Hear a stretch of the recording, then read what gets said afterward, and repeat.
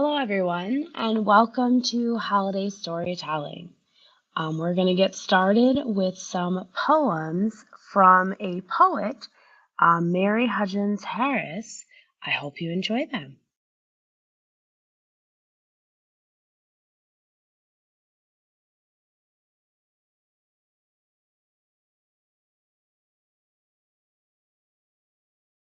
A Blessing by James Wright. Just off the highway to Rochester, Minnesota, twilight bounds softly forth on the grass, and the eyes of those two Indian ponies darken with kindness. They have come gladly out of the willows to welcome my friend and me. We step over the barbed wire into the pasture where they have been grazing all day, alone. They ripple tensely. They can hardly contain their happiness that we have come. They bow shyly as wet swans. They love each other. There is no loneliness like theirs. At home once more, they begin munching the young tufts of spring in the darkness. I would like to hold the slenderer one in my arms, for she has walked over to me and nuzzled my left hand. She is black and white. Her mane falls wildly on her forehead, and the light breeze moves me to caress her long ear that is delicate as the skin over a girl's wrist. Suddenly, I realize that if I stepped out of my body, I would break into blossom.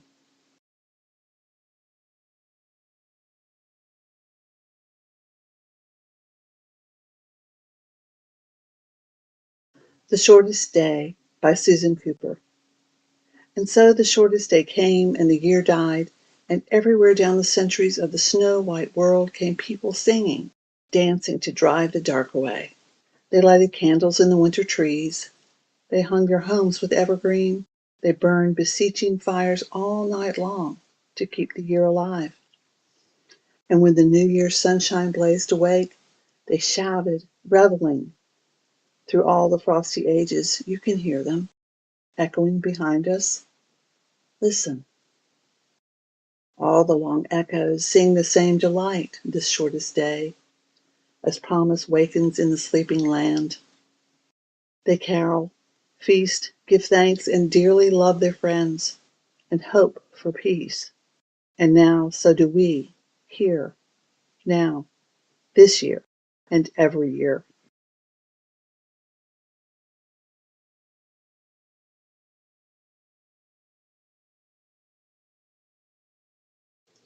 So Much Happiness by Naomi Shihab Nye, for Michael. It is difficult to know what to do with so much happiness. With sadness there is something to rub against, a wound to tend with lotion and cloth. When the world falls in around you, you have pieces to pick up, something to hold in your hands, like ticket stubs or change. But happiness floats. It doesn't need you to hold it down. It doesn't need anything. Happiness lands on the roof of the next house singing and disappears when it wants to. You are happy either way. Even the fact that you once lived in a peaceful treehouse and now live over a quarry of noise and dust cannot make you unhappy. Everything has a life of its own. It too could wake up filled with possibilities of coffee cake and ripe peaches, and love even the floor which needs to be swept, the soiled linens and scratched records. Since there is no place large enough to contain so much happiness, you shrug. You raise your hands, and it flows out of you into everything you touch. You are not responsible. You take no credit, as the night sky takes no credit for the moon, but continues to hold it and share it, and in that way be known.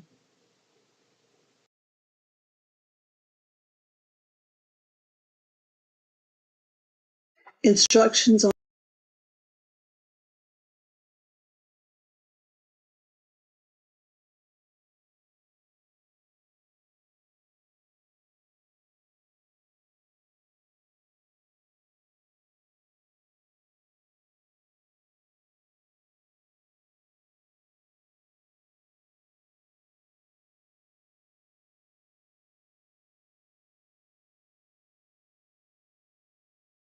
Instructions on Not Giving Up by Ada Limon.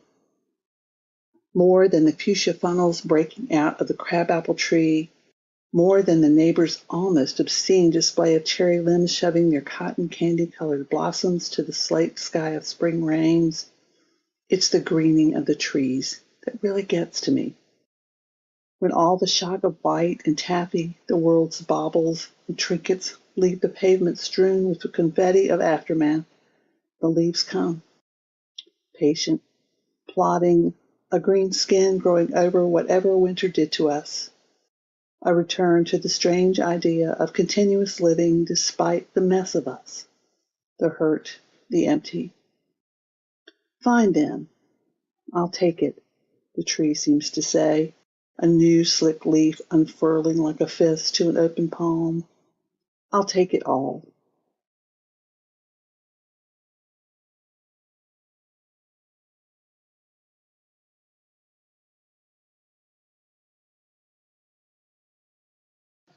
Blessing the Boats by Lucille Clifton at St. Mary's.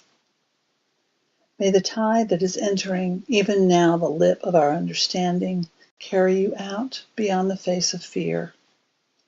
May you kiss the wind, then turn from it, certain that it will love your back.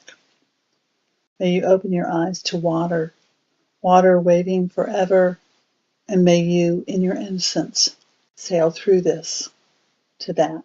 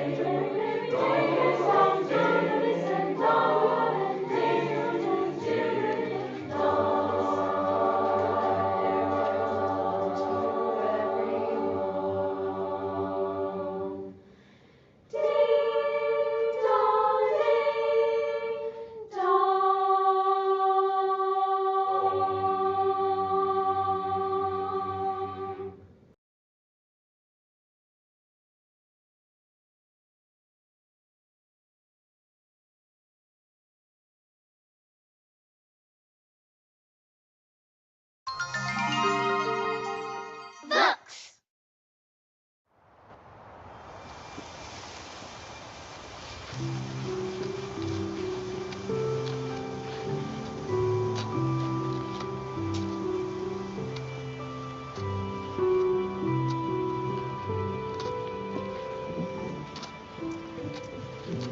Over and under the snow.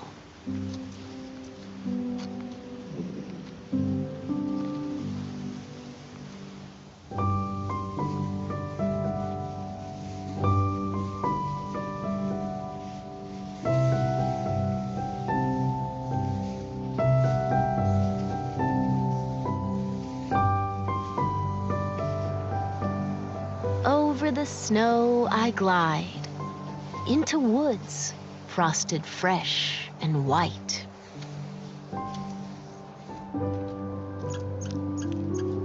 Over the snow, a flash of fur, a red squirrel disappears down a crack.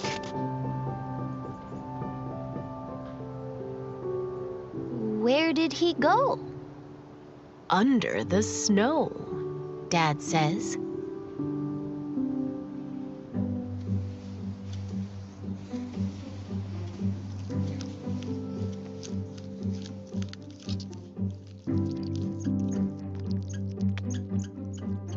Under the snow is a whole secret kingdom where the smallest forest animals stay safe and warm.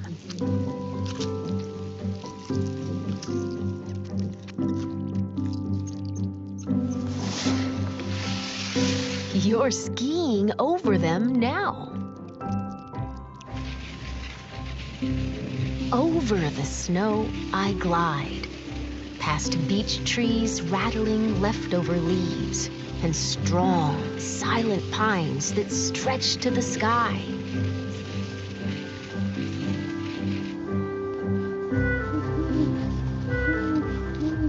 On a high branch, a great horned owl keeps watch.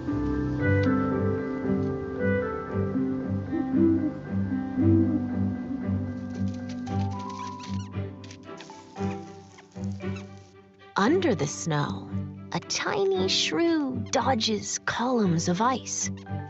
It follows a cool tunnel along the moss, out of sight.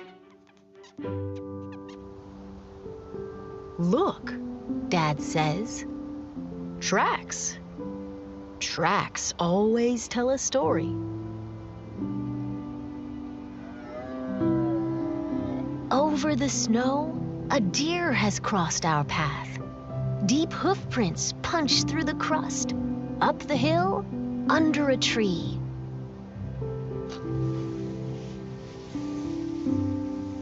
An oval of melted snow tells the story of a good night's sleep. Under the snow, deer mice doze. They huddle up, cuddle up against the cold in a nest of feathers and fur.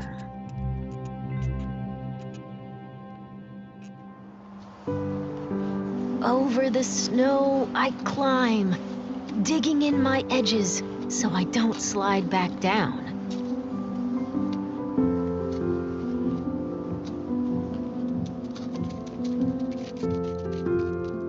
Under the snow, voles scratch through slippery tunnels, searching for morsels from summer feasts.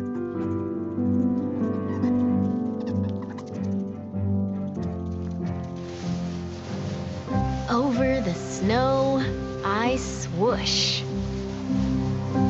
Down, down, faster, faster, down, faster, faster.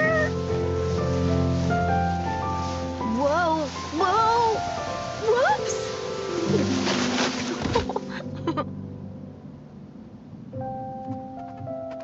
Under the snow, a snowshoe hare watches from a shelter of spruce.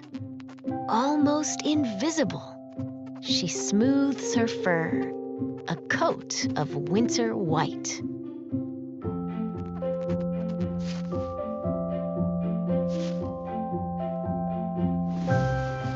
Over the snow, I glide, past reeds where tadpoles play tag in springtime.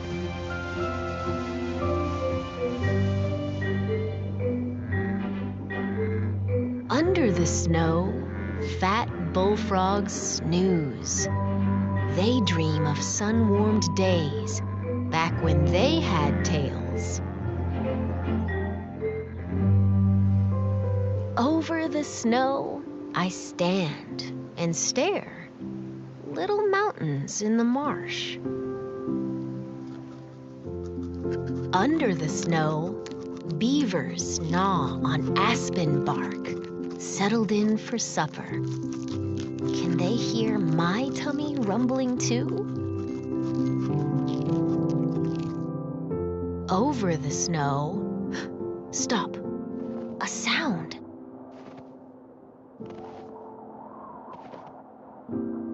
We stand like statues carved in ice, till a bushy-tailed fox steps from a thicket, tips his ear to the ground, listens, listens, listens still, and leaps out onto the snow after an invisible dinner.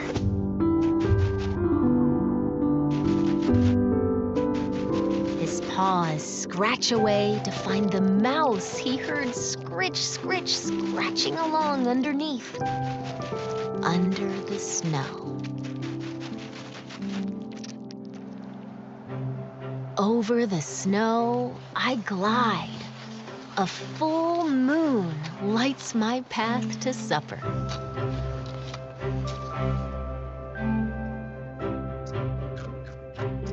Under the snow, a chipmunk waits for a meal. Bedroom, kitchen, hallway. His house under my feet.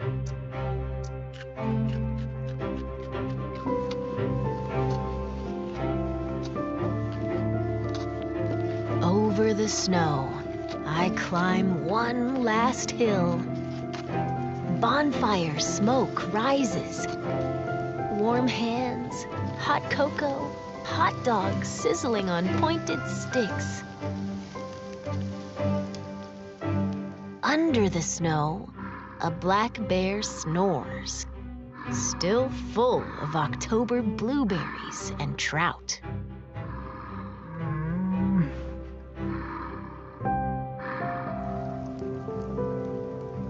Over the snow, the fire crackles and sparks shoot up to the stars. I lick sticky marshmallow from my lips and lean back with heavy eyes. Shadows dance in the flames.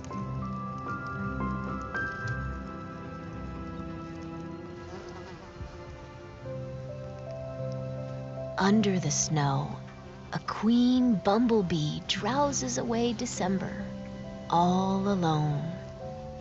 She'll rule a new colony in spring.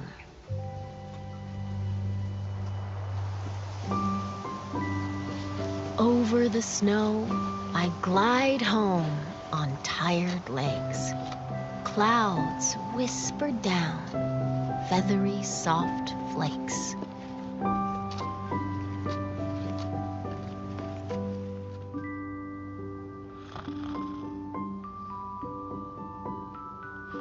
Under the covers, I snuggle deep and drift into dreams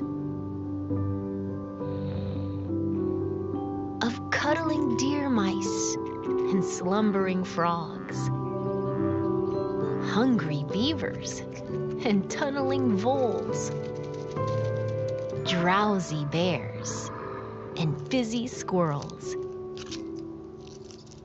and the secret kingdom under the snow.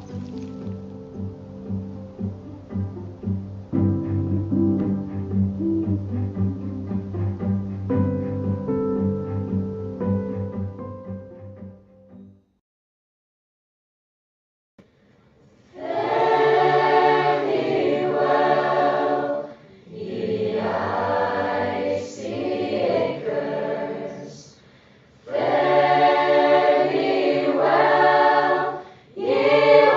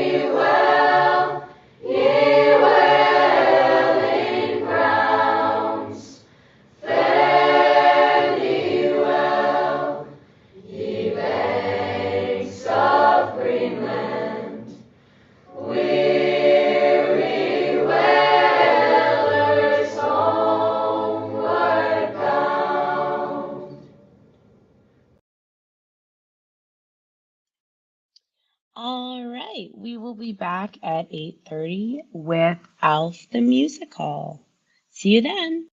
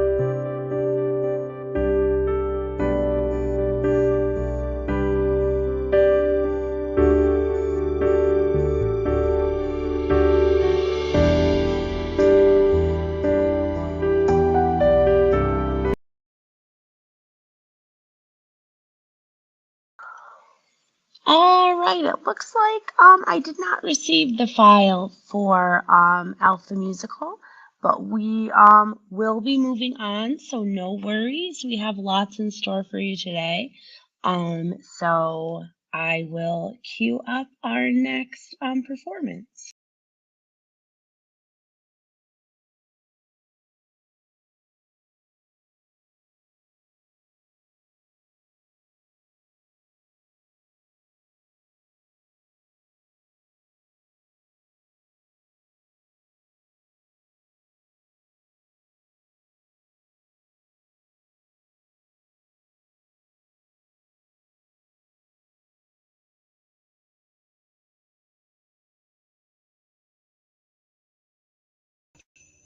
Hi, welcome to the read along of How to Catch an Elf. There are candy canes hidden on each page of the book. Can you find every candy cane? It's Christmas Eve! Hip hip hooray!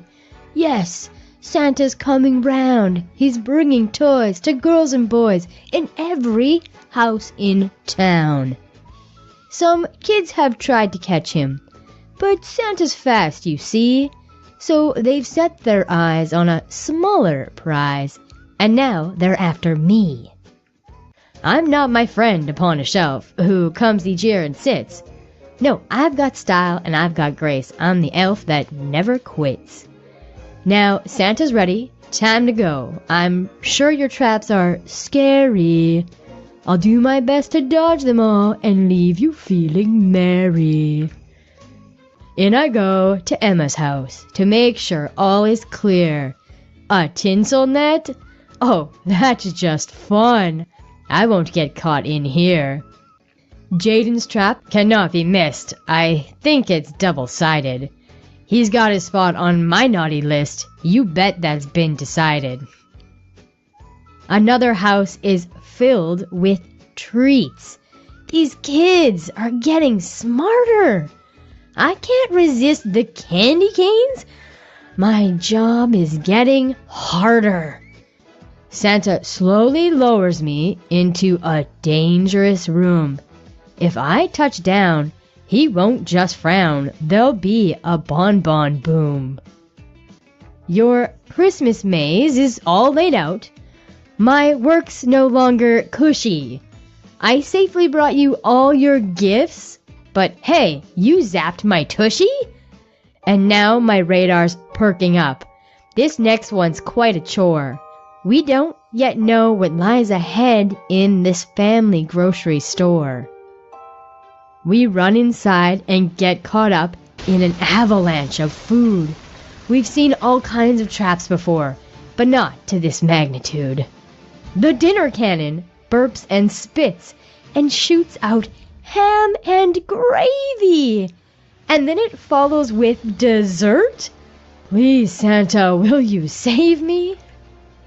We tumbled down the waterfall above the Eggnog River. But Santa and I are an awesome team. Together we deliver. And now it's time for us to leave. Our night is nearly done.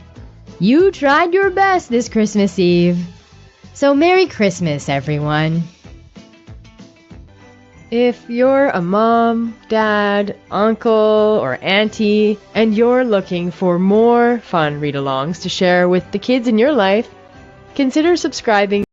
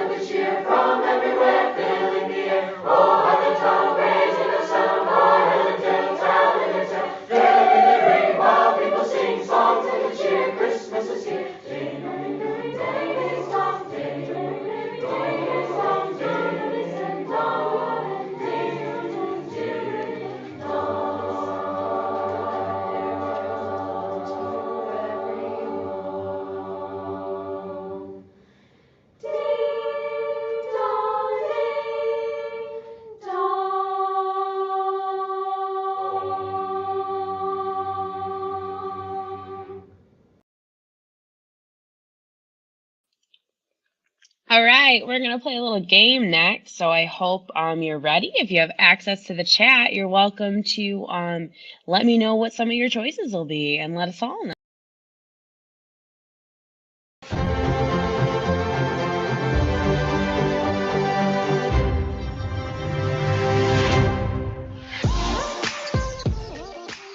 Welcome to Would You Rather, Winter Edition. Here's how to play. Pick your favorite out of the two choices. If you like the choice on the right, move right. If you like the choice on the left, move left. Complete the activity that follows once the screen changes. Be ready for mini games and have fun. Would you rather live in an igloo or live in a snow globe?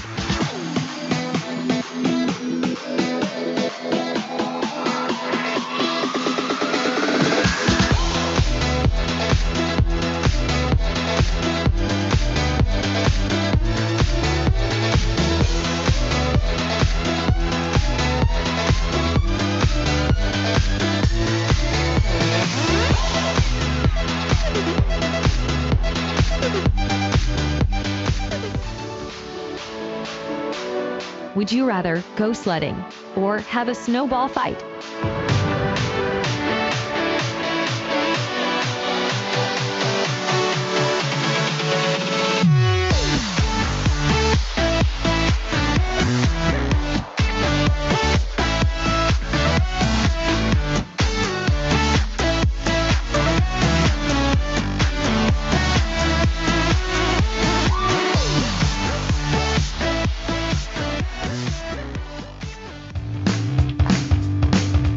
Time for a ski race showdown. Choose who you think will win, Team Blue or Team Yellow. When the race starts, cheer on your team or ski along.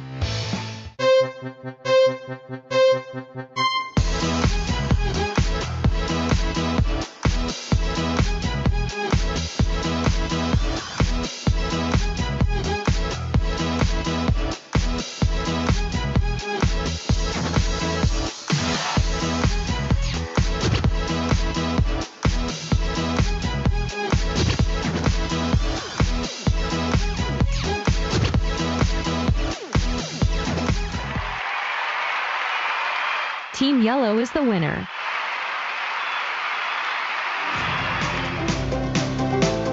Would you rather build a gingerbread house or bake cookies?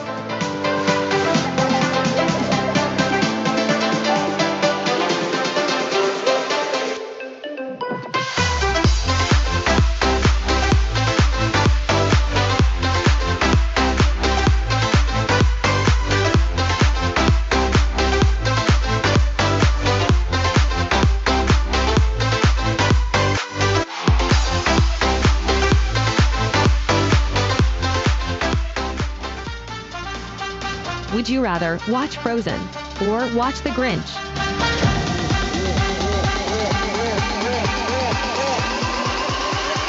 One, two, three, let's go!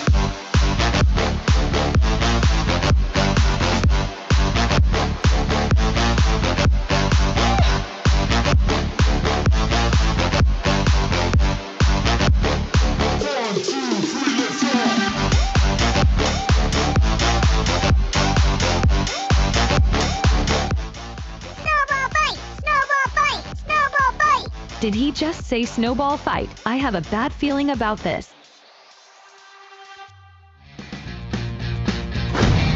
Welcome to the snowball fight. Dodge the snowballs and don't get hit. Good luck. You heard the elf. Get ready to dodge those snowballs.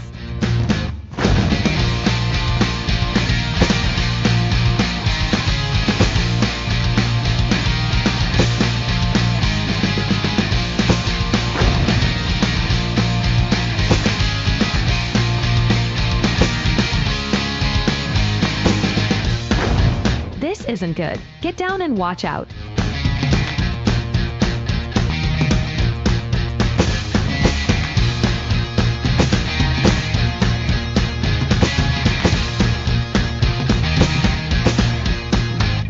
This looks like our chance. Get ready to stand up and throw your snowballs.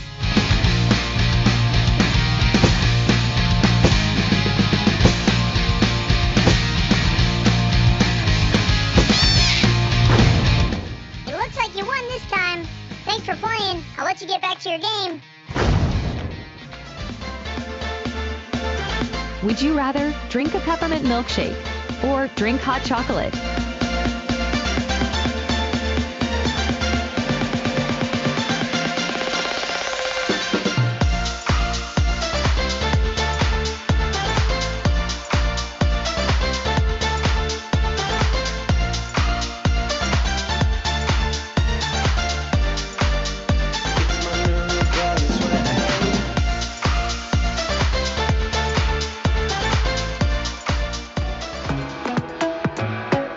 Would you rather go skiing or go snowboarding?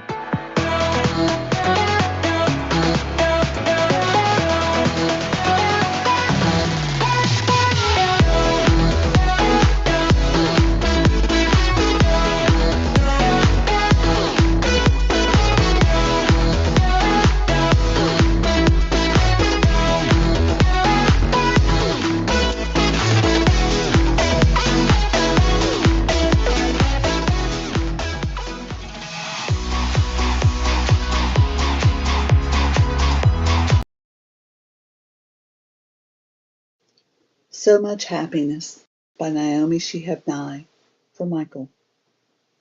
It is difficult to know what to do with so much happiness. With sadness there is something to rub against, a wound to tend with lotion and cloth. When the world falls in around you, you have pieces to pick up, something to hold in your hands, like ticket stubs or change. But happiness floats. It doesn't need you to hold it down. It doesn't need anything. Happiness lands on the roof of the next house singing and disappears when it wants to. You are happy either way.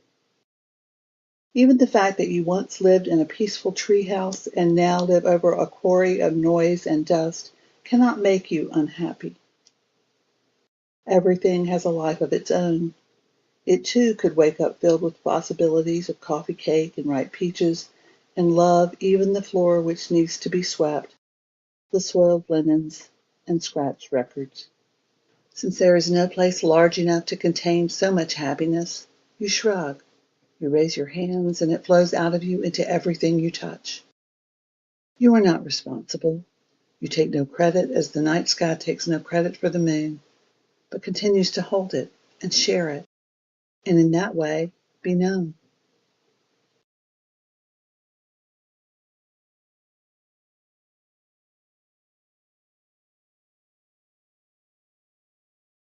All right, I'm really excited for our next group, which is going to start at 9 o'clock. They come to us from Solvay Elementary School. So I'm going to put back the instrumental, and I look forward to seeing you back here at 9 o'clock.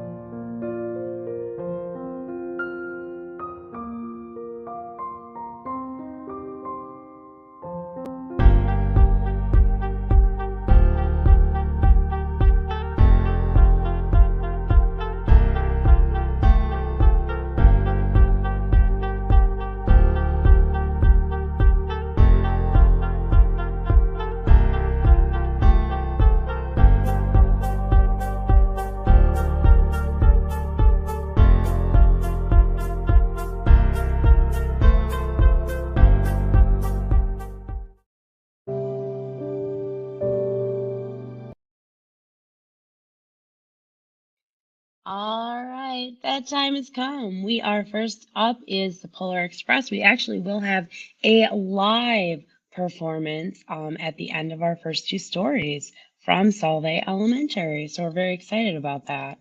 So let's get the Polar Express queued up. So today I'm going to be sled. There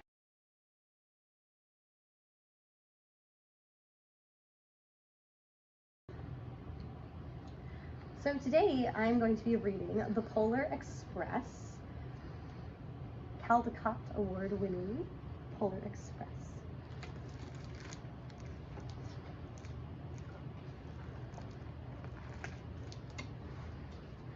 On Christmas Eve, many years ago, I lay quietly in my bed. I did not rustle the sheets. I breathed slowly and silently. I was listening for a sound a friend had told me I'd never hear, the ringing bells of Santa's sleigh. There is no Santa, my friend had insisted, but I knew he was wrong. Late that night I did hear sounds, though not of ringing bells.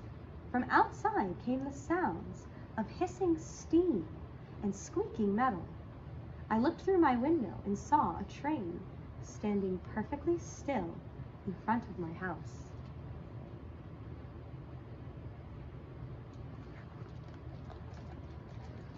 It was wrapped in an apron of steam. Snowflakes fell lightly around it. A conductor stood at the open door of one of the cars. He took a large pocket watch from his vest, then looked up at my window. I put on my slippers and robe. I tiptoed downstairs and out the door.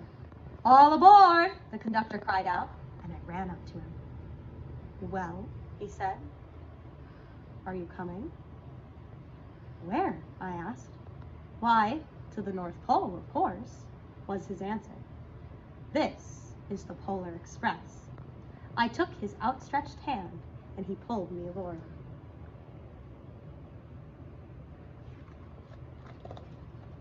The train was filled with other children, all in their pajamas and nightgowns. We sang Christmas carols and ate candies with nougat centers as white as snow. We drank hot cocoa as thick as melted chocolate bars. Outside, the lights of towns and villages flickered in the distance as the Polar Express raced northward. Soon, there were no more lights to be seen. We traveled through cold, dark forests where lean wolves roamed and white-tailed rabbits hid from our train as it thundered through the quiet wilderness.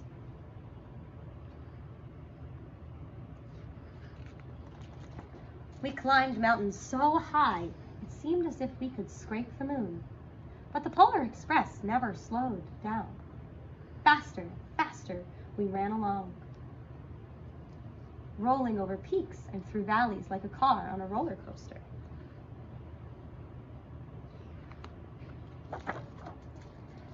The mountains turned into hills, the hills to snow-covered plains. We crossed a barren desert of ice, the great polar ice cap.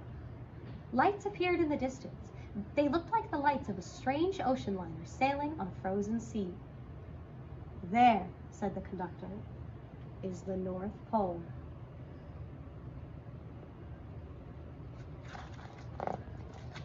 The North Pole. It was a huge city standing alone at the top of the world, filled with factories where every Christmas toy was made. At first, we saw no elves. "They are gathering at the center of the city," the conductor told us. "That is where Santa will give the first gift of Christmas." "Who receives the first gift?" we all asked. The conductor answered, "He will choose one of you."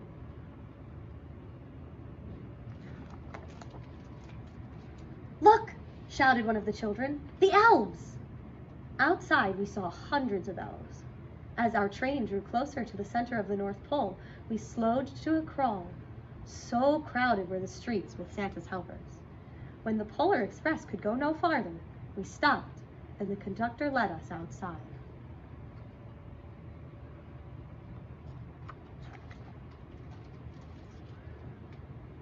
We pressed through the crowd to the edge of a large open circle. In front of us stood Santa's sleigh. The reindeer were excited.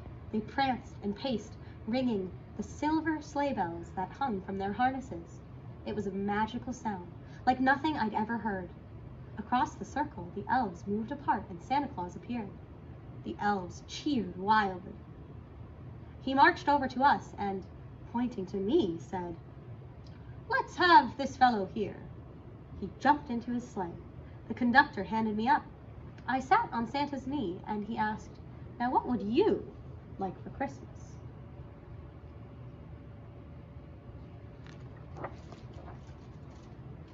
I knew that I could have any gift I could imagine, but the thing I wanted more for Christmas was not inside Santa's giant bag. What I wanted more than anything was one silver bell from Santa's sleigh. When I asked, Santa smiled. And then he gave me a hug and told an elf to cut a bell from a reindeer's harness. The elf tossed it up to Santa, and he stood holding the bell high above him and called out, "The first gift of Christmas."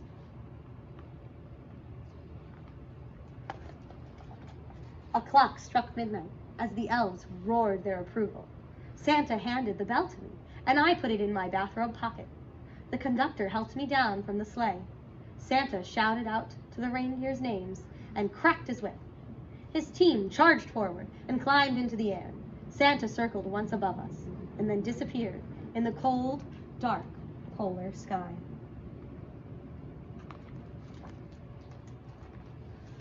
As soon as we were back inside the Polar Express, the other children asked to see the bell.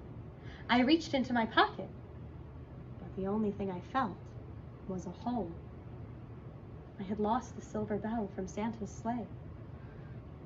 "Well, let's hurry outside and look for it," one of the children said. But the train gave a sudden lurch and started moving, and we were on our way home.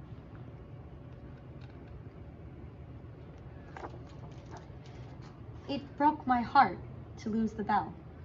When the train reached my house, I sadly left the other children. I stood at my doorway and I waved goodbye. The conductor said something from the moving train, but I couldn't hear him. "What?" I yelled out, and he cupped his hands around his mouth.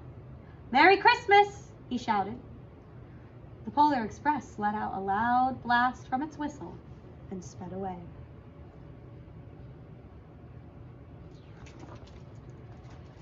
On Christmas morning, my little sister Sarah and I opened our presents. When it looked as if everything had been unwrapped, Sarah found one last small box behind the tree. It had my name on it. Inside was the silver bell, and there was a note. "Found this on the seat of my sleigh. Fix that hole in your pocket. Signed, Mr. C." I shook the bell, and it made the most beautiful sound my sister and I had ever heard. But my mother said, "Oh, that's too bad." "Yes," said my father, "it's broken." When I'd shaken the bell, my parents had not heard a sound.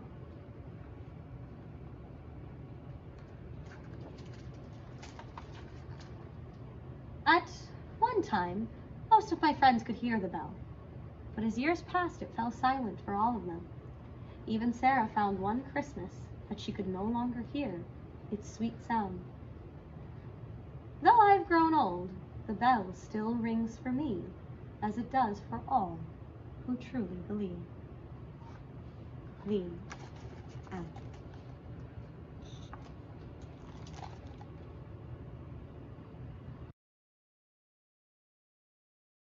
All right, our next book is performed by a bunch of wonderful students at Solvay Elementary. Stopping by the Woods. It's a poem by Robert Frost.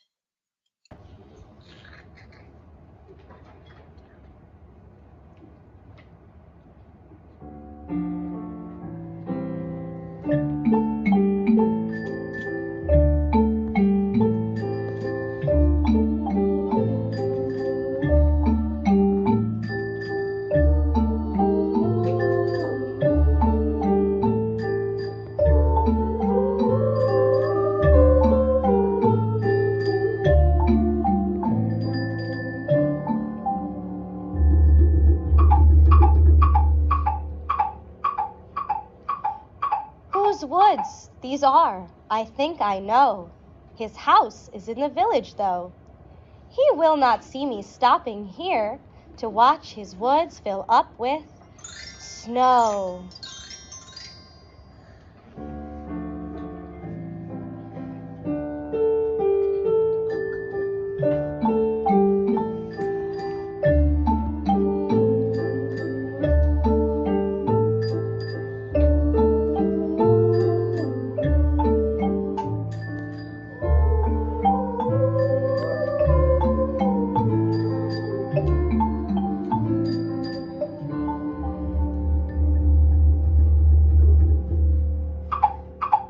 My little horse must think it queer to stop without a farmhouse near.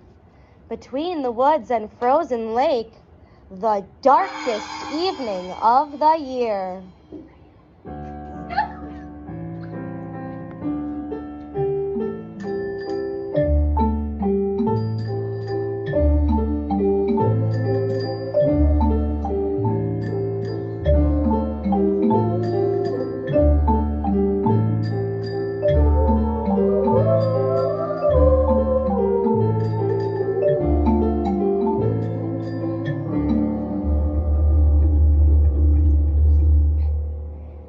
He gives his harness bells a shake to ask if there is some mistake. The only other sounds the sweep of easy wind and downy flake.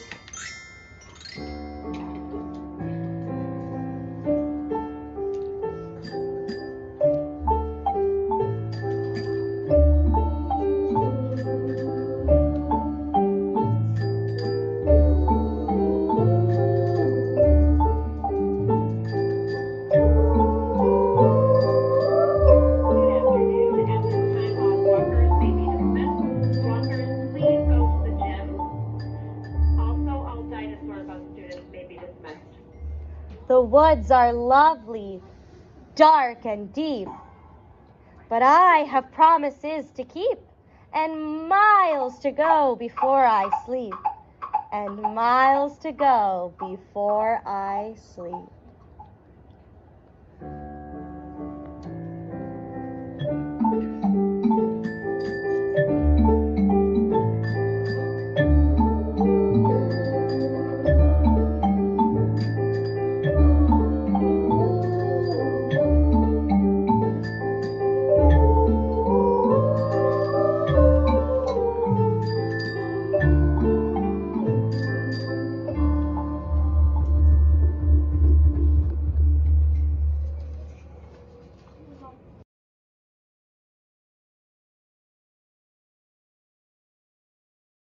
All right, we have somebody live with us.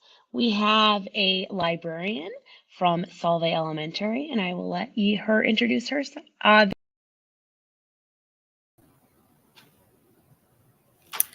Alrighty, everyone. So we are going to be reading Fletcher and the Snowflake Christmas next.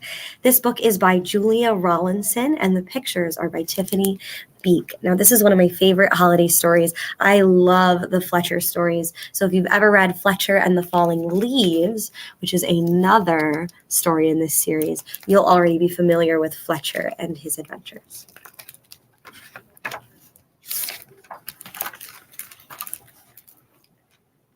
It was an ice-bright Christmas Eve, and the sky was a dazzling blue. Every tree in the forest was frost-sprinkled and sparkling, and frozen puddles creaked and crackled under Fletcher's paws. He padded down the burrow bank to where the rabbits used to live, and bounced over the fallen tree that blocked their old front door. And he stopped, and he looked, and he had a terrible thought. How was Santa Claus going to find the rabbit's new home? Fletcher shivered as a chill wind sliced through the forest, rattling the bare branches. He thought about how sad he would feel if he had to move from his cozy den. He thought about how the rabbits would feel if Santa Claus did not come. And then he thought about arrows. Fletcher began to search around, collecting sticks from the frosty ground and arranging them to make a trail of arrows leading to the new burrow. It's a very good idea, I think. "What are you doing?" asked Squirrel, looking down from the branches. "Making a trail to show Santa Claus the way to the rabbit's new burrow," said Fletcher. "Oh, otherwise they might not get their presents," gasped Squirrel, and he scampered down to help Fletcher collect more sticks.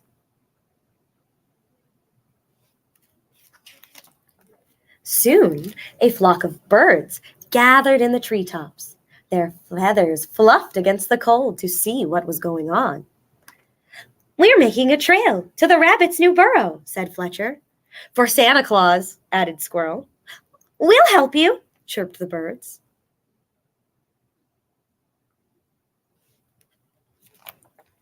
The trail passed between bare trees and crossed the tinkling, ice-edged stream. The sun began to set, turning the sky a dazzling gold. Fletcher and Squirrel shivered and hurried up the little hill to where the mice were draping their nest with leaves of holly and ivy. "What are you doing?" asked the mice. "We're making a trail," said Fletcher. "To the rabbit's new burrow," said Squirrel. "For Santa Claus," added the birds. "Well, you'd better hurry," said the mice. "It's getting late." "We'll help you."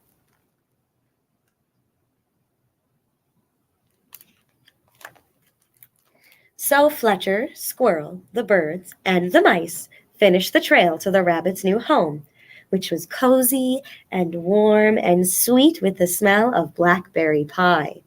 They gathered around the crackling fire, thawing out their icy noses, nibbling pieces of pie, and singing Christmas songs.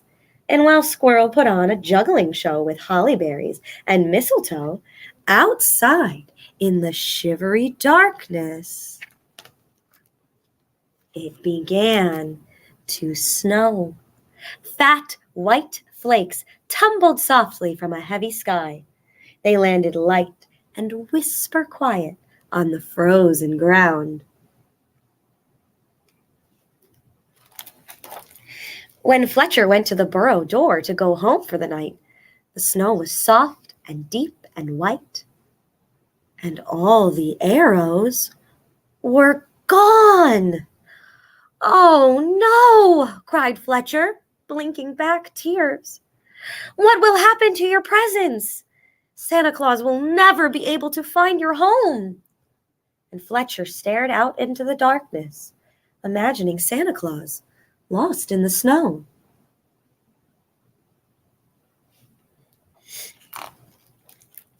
"I have an idea," Fletcher said, gathering his friends. "If we stay awake tonight, when Santa Claus visits our homes, we can tell him how to find the rabbit's new home." The animals said goodnight to one another and hurried off through the snow-muffled forest. Fletcher snuggled down in his warm, soft bed to keep watch for Santa Claus. Do you think he's going to be able to stay up all night long? It's a long time. But curled in the cozy hollow of an oak tree, Squirrel began to snore. And high in the snowy branches of a fir tree, the birds began to doze. In their toasty warm nest, the mice dreamed of berries wrapped with ribbons. And in his snug little bed, Fletcher's eyes closed. So when Santa Claus came to call, everyone was fast asleep. But the next morning, when Fletcher rushed to the rabbit's burrow, Santa Claus had found it after all. "I'm sorry I went to sleep," puffed Fletcher, "but I've brought you a Christmas rose." "And we've brought nuts," panted Squirrel, carrying the mice through the snow. "And we've brought berries," sang the birds. "And best of all, you've brought yourselves, and there's room in the burrow for everyone," said the rabbits.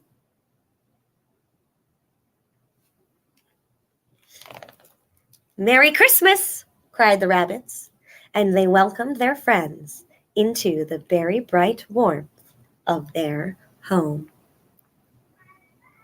The end.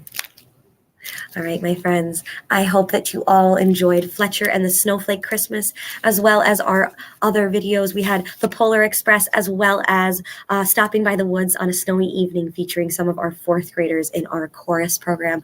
Thank you so much for joining us here at Solvay, and I hope you guys enjoy the rest of our stories of hope today. And I hope you all have a happy holidays. Thank you.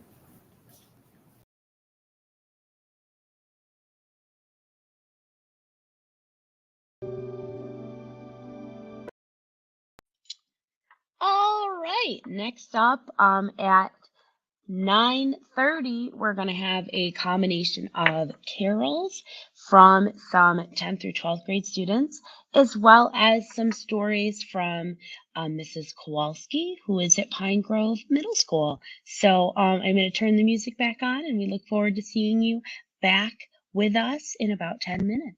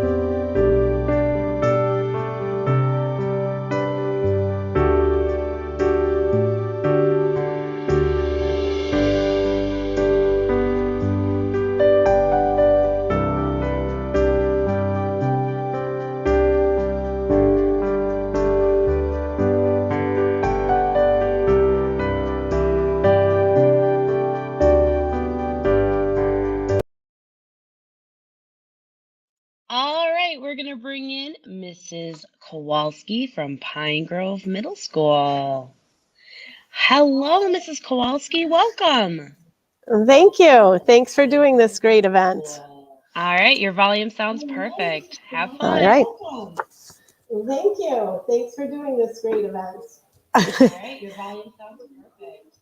All right. You might want to mute your other live because we're getting a little feedback. Yep. Hold on one sec.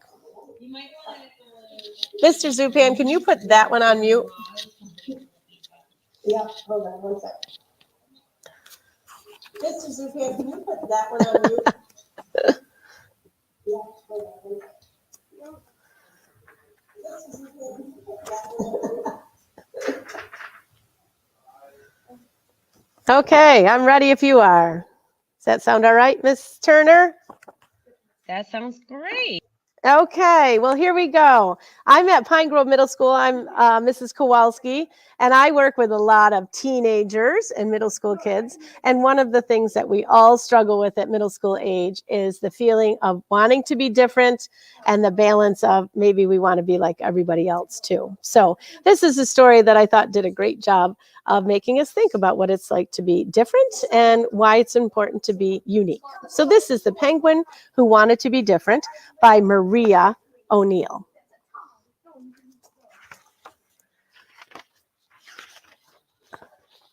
Dorothy Penguin followed Uncle Benny up the hill. "Are we there yet?" asked Dorothy, puffing hard. "Almost, Dot," said Uncle Benny, taking Dorothy's hand. Do it this way so you can see while I read. They walked on for a few more minutes and then scrambled up the last big mound of snow. They had reached the top of Glacier Hill. "Look at that view, Dot," cried Uncle Benny. "You can see for miles." Dorothy gazed down toward the village, and the houses looked tiny. And she could see hundreds of penguins walking around, some playing, some shopping on their way to the park. "What do you think about that, Dottie?" asked Uncle Benny, laughing. "Penguins everywhere, as far as the eye can see." Dorothy Penguin frowned.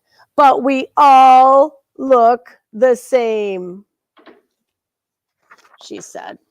The next day, Dorothy wandered into the garden. She was still frowning. "What's the matter?" asked Dorothy's mother, looking up. "Mom, I want to be different," said Dorothy. "I'm just the same as all the other penguins and..." "You are different, Dorothy. You're different and special to me," said Dorothy's mother. "Now, have you written your letter to Santa Claus yet?" "Not yet, Mom, but why don't you go and see what Uncle Benny is doing?" suggested Dorothy's mom. Dorothy waddled off sadly. "Why can't she be like all the other small penguins?" sighed Dorothy's mom as she went back to work. "Hello, Dottie," said Uncle Benny. "Have you come to help me fix this old sled?" "Uncle Benny, how can I make myself different?" Dorothy asked eagerly.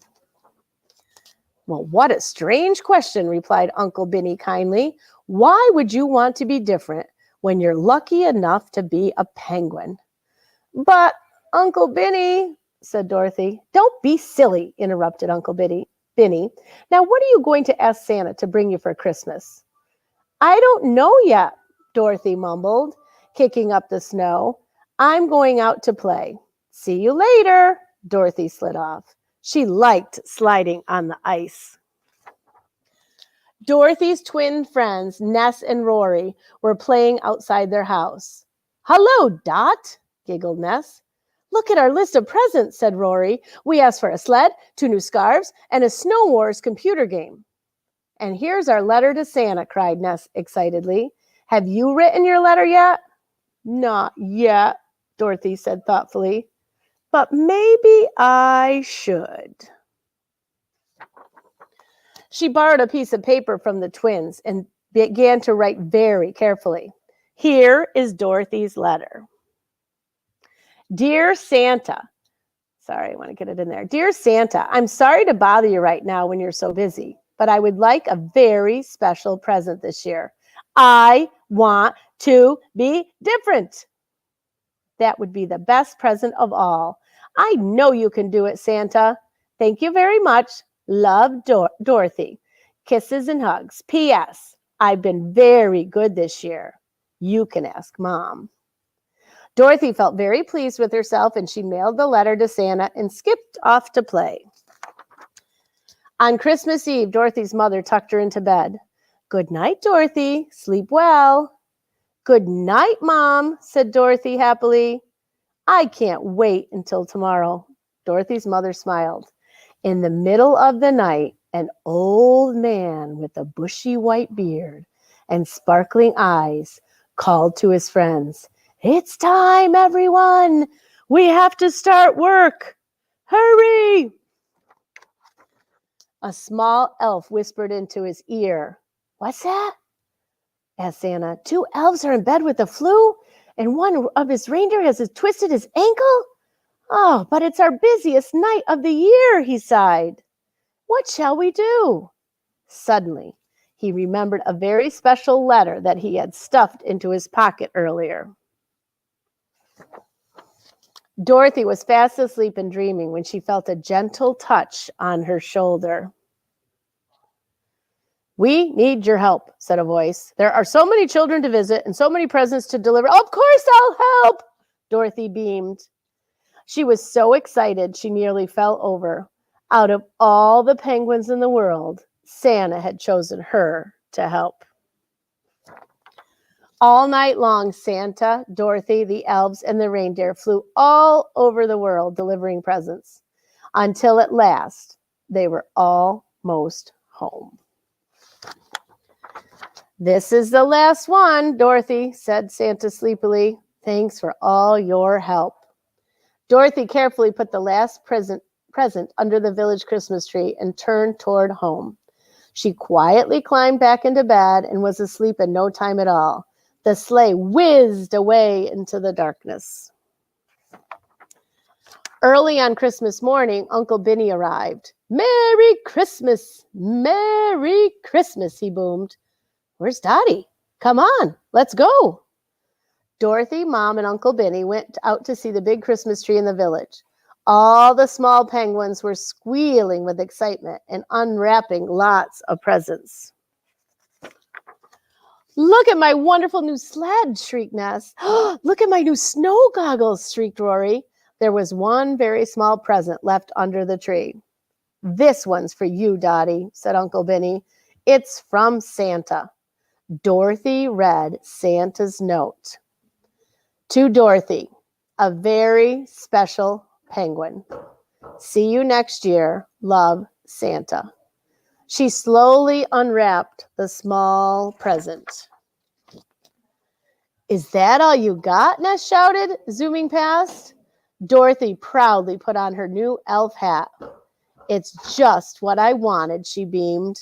Now, at last, although she looked just the same, Dorothy Penguin felt just a little bit different. And that is the story of the penguin who wanted to be different. And I don't know about you, but that's something I see a lot of people struggle with, trying to fit in, but trying to be themselves all at the same time. And this book kind of reminded me a little bit of Rudolph, because Rudolph was different and he wanted to be the same. So a little twist. So that is the penguin who wanted to be different. And with Miss Turner's permission, I have one more story to go with this. Does that work for you, Miss Turner? I can't wait to hear it. All right. So along the theme of being different and being reminding you and others how wonderful you are and how much you add to the world in your own unique way, I have a book that is written by Amy Krauss Rolenthal and Tom Lichtenheld. It's not a holiday story, but it's a message for all year long. So this is the story called, I don't know, it's a punctuation mark. I don't know if you know what that one is. That punctuation mark. And if you said exclamation, you're correct. And look at this big long page. Looks like artwork maybe I could do. All right, this is just not a lot of words, but a powerful message. And when we're done, I'm going to ask you to share with the people you're sitting with what you learned from this book. He stood out from the very beginning. He stood out here Sorry, I'm having trouble with the pages. It's a big one. He stood out there.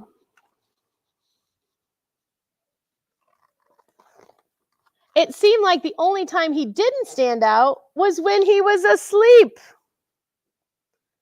So that's him asleep. He tried everything to be more like them. Look at, he's squishing his exclamation mark there. But he just wasn't like everyone else. Period. He was confused. He was flummoxed and deflated. He even thought about running away. Then, one day, he meets somebody. Hello? Who are you? What grade are you in? What's your favorite color? Do you like frogs? What's your favorite ice cream? When's your birthday? Do you know any good jokes? Do you want to race to the corner? Is there an echo in here? Is there an echo in here? What's your favorite movie? Do you know what makes gravity? Why do you look so surprised? Am I boring you? Do you think a snail could go around the world? So, what do you want to do? Who's taller, you or me? What do you want to do? What do you want to be when you grow up? Stop! He didn't know he had it in him. How'd you do that? Can you do that again? He wasn't sure, so he started small. Hi. That felt right, so he tried something bigger. Howdy. And as he pushed himself a bit more, wow! He discovered a world of endless possibilities. Yippee! This is fun! Way to go! Bravo!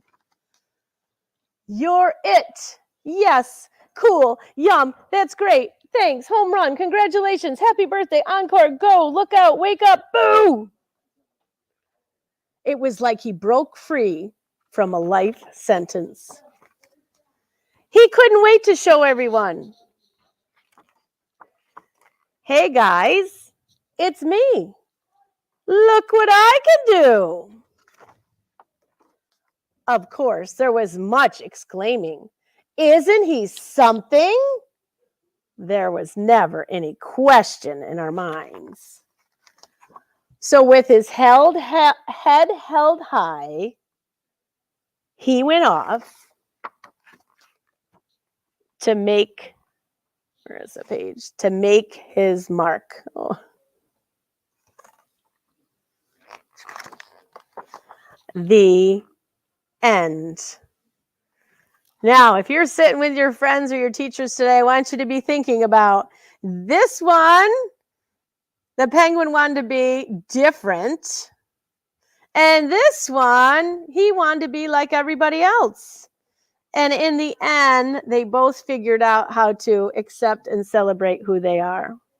So this is the penguin and exclamation mark. And I want to remind you that each of you has a gift to offer the world and to the other people in your life. And share it, give it, and celebrate it. So that's it from the Pine Grove Library. Have a great holiday season.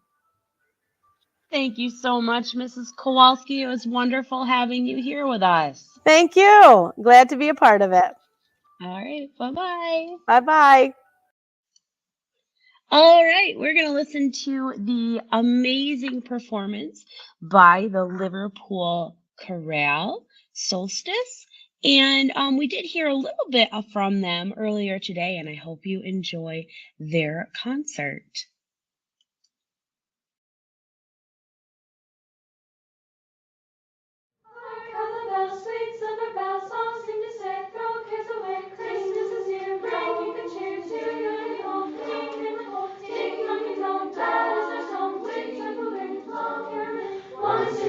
Words of good cheer from everywhere, filling the air. All have their power, raising the sound. Nor hill and dale, valley and hill, gaily they ring while people sing songs.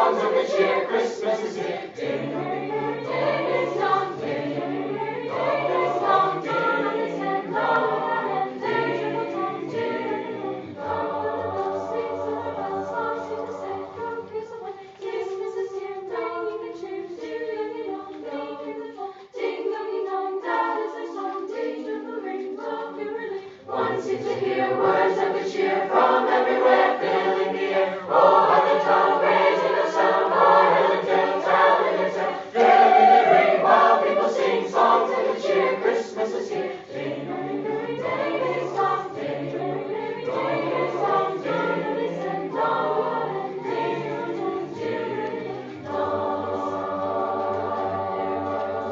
To every home. Ding dong.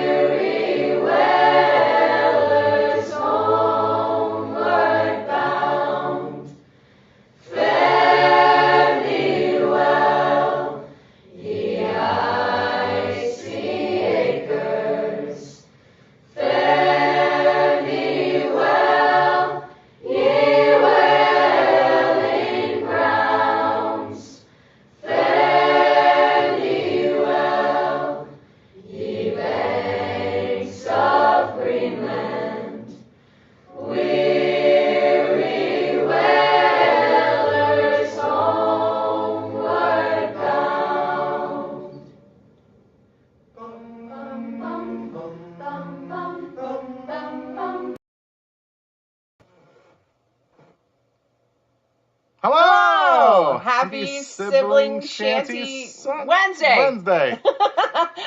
I'm Sagan. And we're siblings. And we we sing sing sea shanties and sea shanty adjacent music. And we typically release a set of videos for different sea shanties and folk music every week. And we're excited to be a part of this storytelling event here for we are the indeed. winter solstice. So we've got a few folk tunes or things that are appropriate for this time of year, and we're gonna we will teach you how the chorus goes, and like most folk music, it's meant for people to sing along. So sing along with us. You will see the lyrics appear Up above. as we go through each one of these songs, and sing along with us. So the first song that we have for you is I believe a modern folk tune. Words by Keith Scowcroft and set to a tune by Derek Gifford. And it's called When All Men Sing. And this one has so the shanty man, or whoever the song leader is, has most of the verse, but all the verses end the same way with the same refrain. And then there's a chorus that everybody sings along with. So give me that E. So I'll do about 7 lines. And then the chorus ends, when all men sing. And you can do that in whatever octave you wish. And then the chorus goes like this. Let every man so pitch his song to help his neighbor sing along. To each and all contentment brings when all men sing. Easy. You got it. And again, you can sing in any octave that you'd like to. Whatever is comfortable for you, or make up harmonies and things. We're going to do that in a second as we go through. Yeah. But hopefully this sentiment will resonate with you. Yeah, no, it's a great sort of a trip through the season, through the seasons, talking about how music plays an integral part of the life. You ready? Are you ready? Are you ready? Oh boy. When snow transforms the hedgerow thorn, and frost engilds the berry, good men and true the firelocks hew, and in the ends make merry. When singing all as with one voice, it seems the very woes rejoice, and merriment about us spring. When all men sing, let every man so pitch his song to help his neighbor sing along.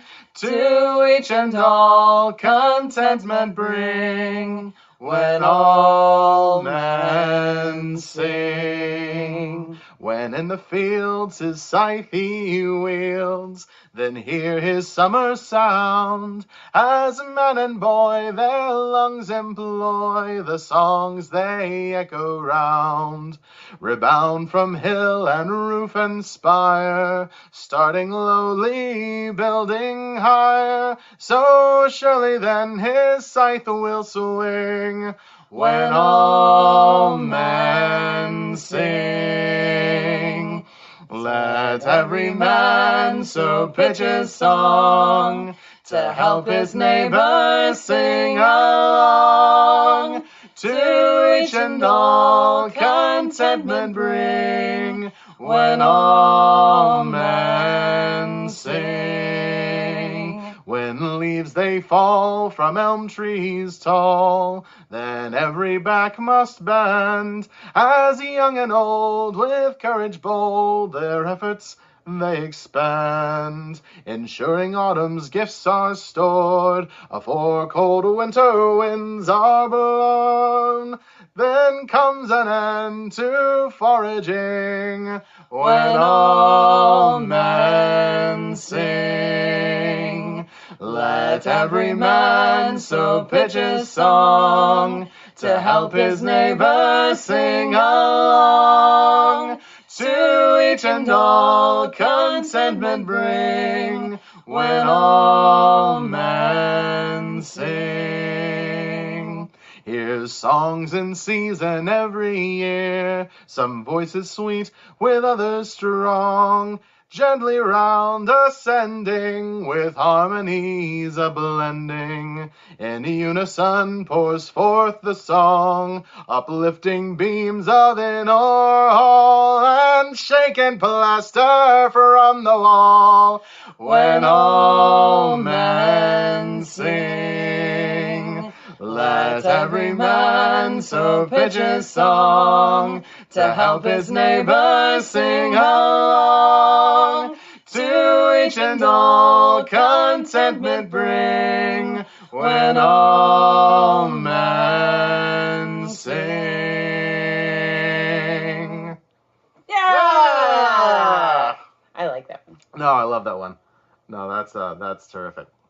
And hopefully you've got, you know, if you think about it, all different kinds of music that you have at different times of the year, whether it's, you know, blasting the radio in the summertime with the windows rolled down, or, you know, music that you associate with holidays this time of year. During the winter season. Yeah. So just different things that we associate with different times that way. But hopefully there's music for all. Yeah. And we have another one.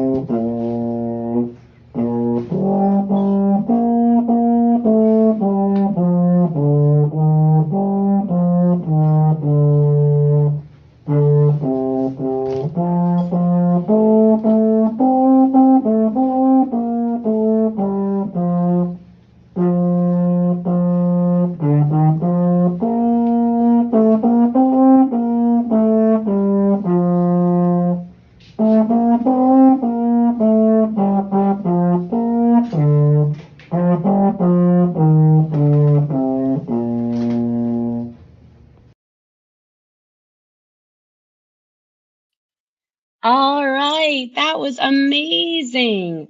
The 4th through 6th grade students from the Oswego City School District, Riley Elementary and Fitzhugh Elementary. Thank you so much for sharing your music with us. So I think it's time for a little game. Are you ready for some emoji holiday carol guessing? Let's give it a try. Let's see if you can guess this Christmas song. There's 20 of them, 20 seconds each. If you want to put it in the chat, you're welcome to do that. Do you know which one this is? We have the countdown at the top. I don't know. What do we think it is?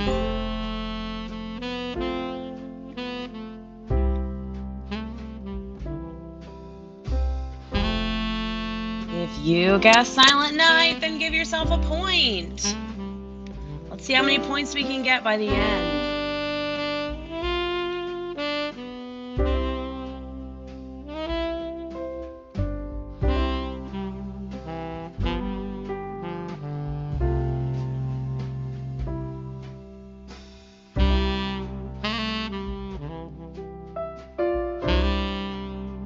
Did you guess White Christmas? If so, give yourself a point.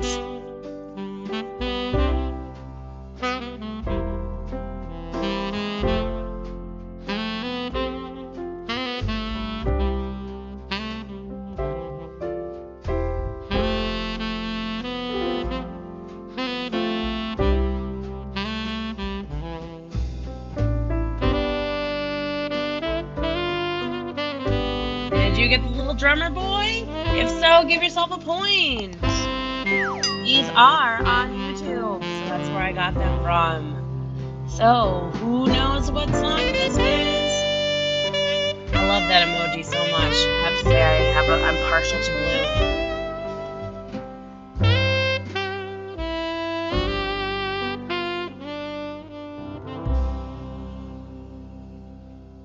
All right, what is it? Frosty the Snowman. I love that song. That's such a fun song. All right, what's this one? We have a lot of emojis here to get through. What could that be?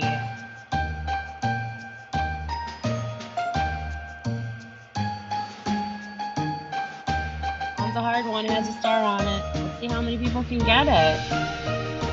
You have to let me know your scores in the end. I'll be home for Christmas. The I, the B, the home for Christmas, and the tree. I wonder what this one is.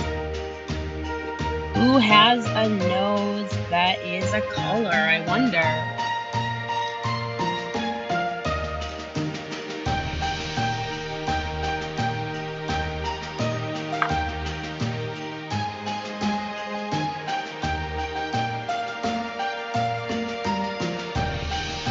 Rudolph the Red-Nosed Reindeer, of course. What about this one? I don't know.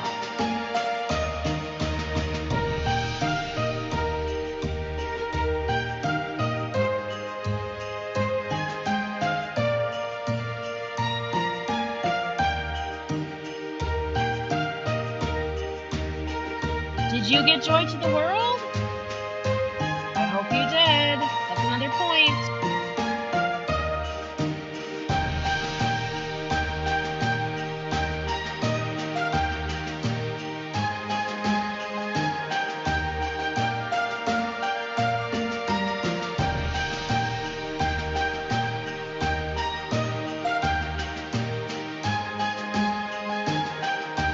Oh, the 12 Days of Christmas. That one was a little bit harder, wasn't it? All right, here's another one. A rock? I wonder what that could be.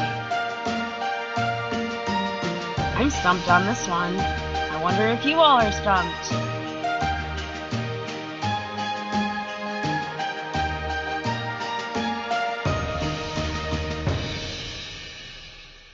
Jingle Bell Rock. Of course, we heard that from our Oswego friends. Oh, here's another hard one. Give yourself 5 points if you get this one.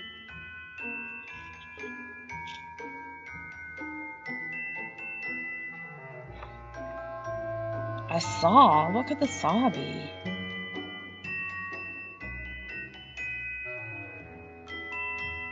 I saw Mommy kissing Santa Claus. Oh, interesting. A medal and a bell. I wonder what this one could be.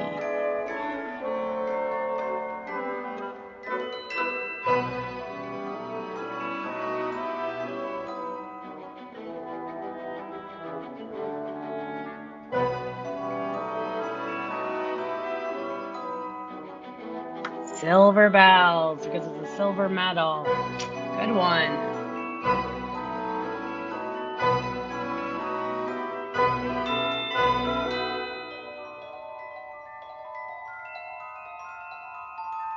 All right, I don't know what this one could be. What do we think?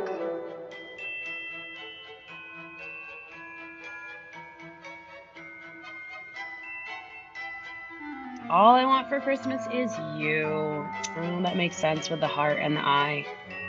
All right, we have a baby, and oh, that's my favorite emoji again. That's blue. Wonder what this one could be. In a window? Huh. I'm not sure what this one could be. I bet you all know. Wonder how many points some of you already have.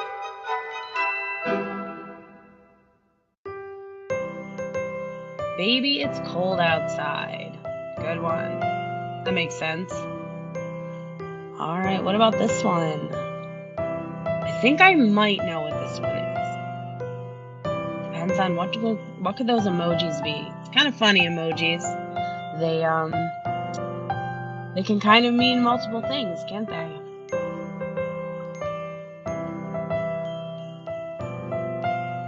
Santa Claus is coming to town. Did you get that one? I figured that one out. Oh my goodness, what could this one be? That would be very interesting if we had some deer that were riding on people's heads.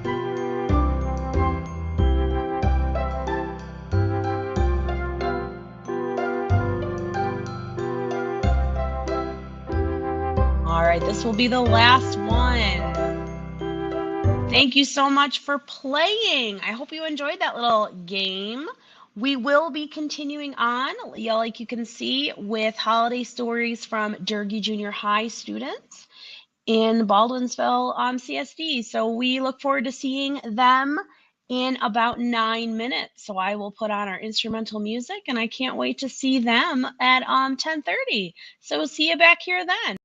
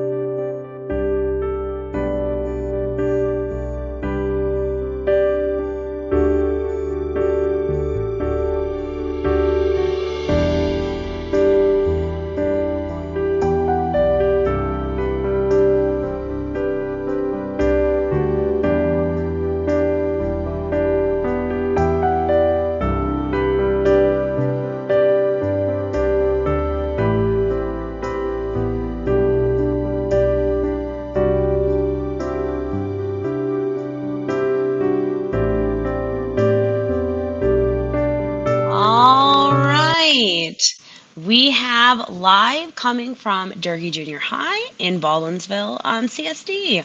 So I'm going to add them to the stream. Okay. Welcome, Durkee Junior High.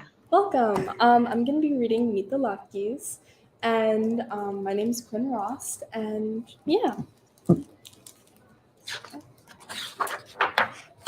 Meet the Lotkeys. Meet the Lotke family. They're just like you and me, except they're potato pancakes. That's Lucy Lotke and her dog Applesauce. Hello. Woof. Mama and Papa are busy in the kitchen making fried jelly donuts. Lucy's older brother, Lex, is reading comic books. Get out of my room, he shouts. Lex is a teenager. He doesn't care about anything. I don't care. Tonight is the night, Lucy sings. It's the first night of Hanukkah.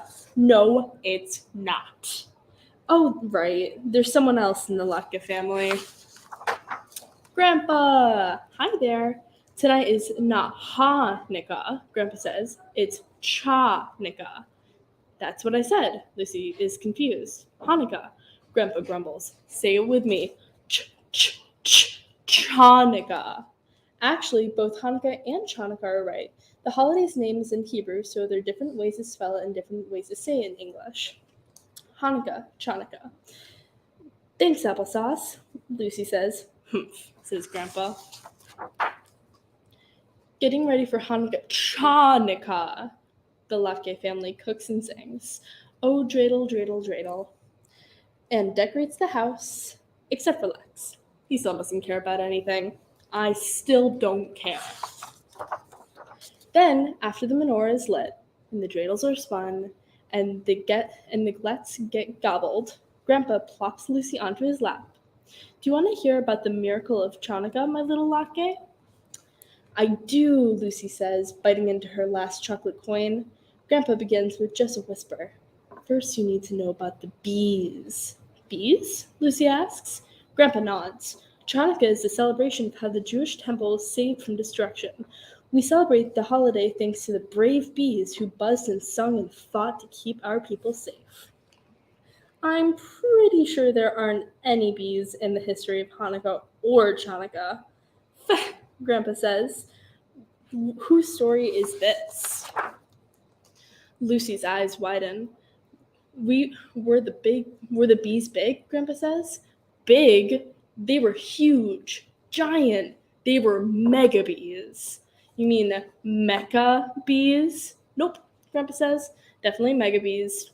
And the biggest, bravest bee of them all was Judah Megabead. Judah Mechabead.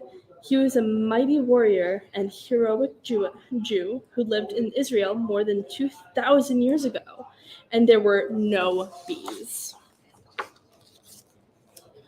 But Lucy can see it now. Judah and his swarm of giant bees buzzing and stinging and fighting to save the Jewish temple and the lives of everyone who worshipped there. Pow! And who do you think Judah and his big bees were battling, Grandpa says? That's easy. It was alien potatoes from planet Shh, Grandpa booms. No. Yes, this is ridiculous. Zap, zip, zoowie. Grandpa continues. Outer space spuds invaded Earth. Lasers shot from their eyes, and they had a lot of eyes. Everyone was doomed. Help! Are you kidding me? The enemy wasn't a bunch of alien potatoes. It was a terrible king named Antiochus. Antiochus demanded that everyone believe in the same religion as he did. Applesauce goes on. So for the Jews, that meant no more studying Torah, no more celebrating Shabbat, and never again worshiping God. King Antiochus and his followers were almost completely destroyed in the Jewish temple. No. He was a tyrant. Yup. Bonk. Yes, a tyrant, Grandpa agrees. Judah and the Megabees were trapped by those evil tater tyrants from the planet Shh. Prisoners in their own hive, and they only had enough honey to last one day. Running out of honey?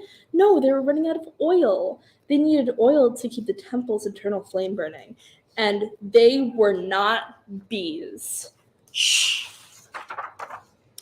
The Megabees plotted and schemed, Grandpa says.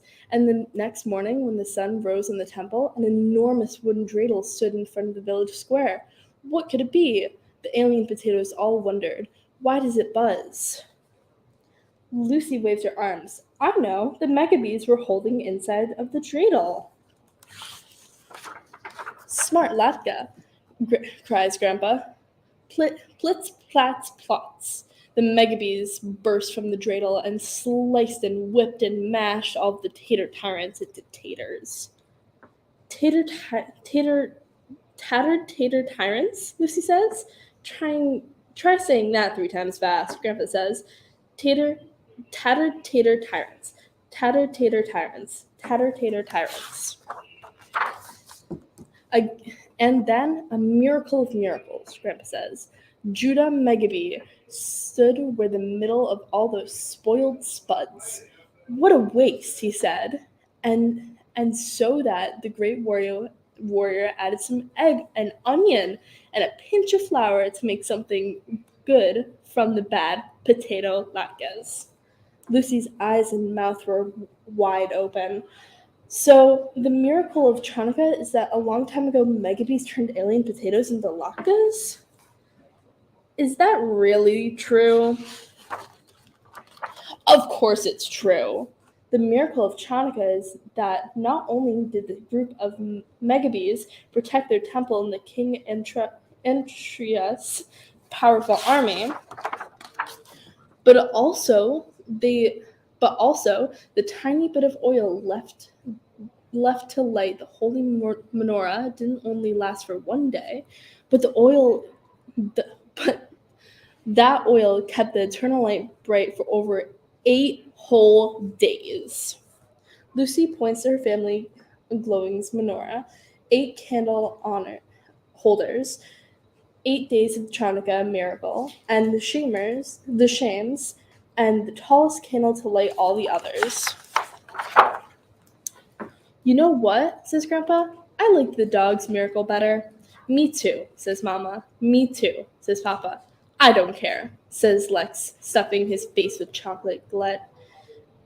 Lex, you left your room, cries Mama. It's another Hanukkah miracle. Chanukah!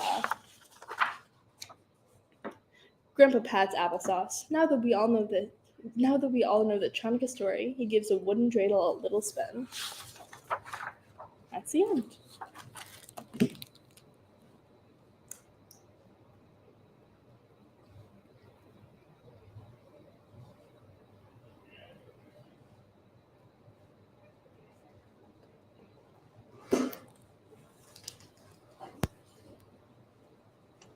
Thank you so much for that lovely story. Now we have another student from Durkee Junior High.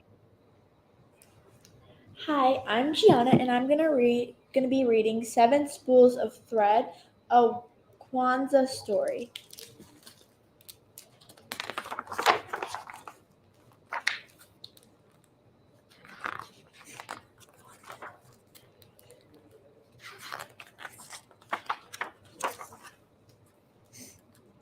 In a small African village in the country of Ghana, there lived an old man and his 7 sons. After the death of his wife, and the old man became both father and mother to the boys, the 7 brothers were handsome young men. Their skin was as smooth and dark as the finest mahogany wood. Their limbs were as straight and strong as warriors' spears, but they were a disappointment to their father. From morning until night, the family's small home was filled with the sound of the brothers quarreling.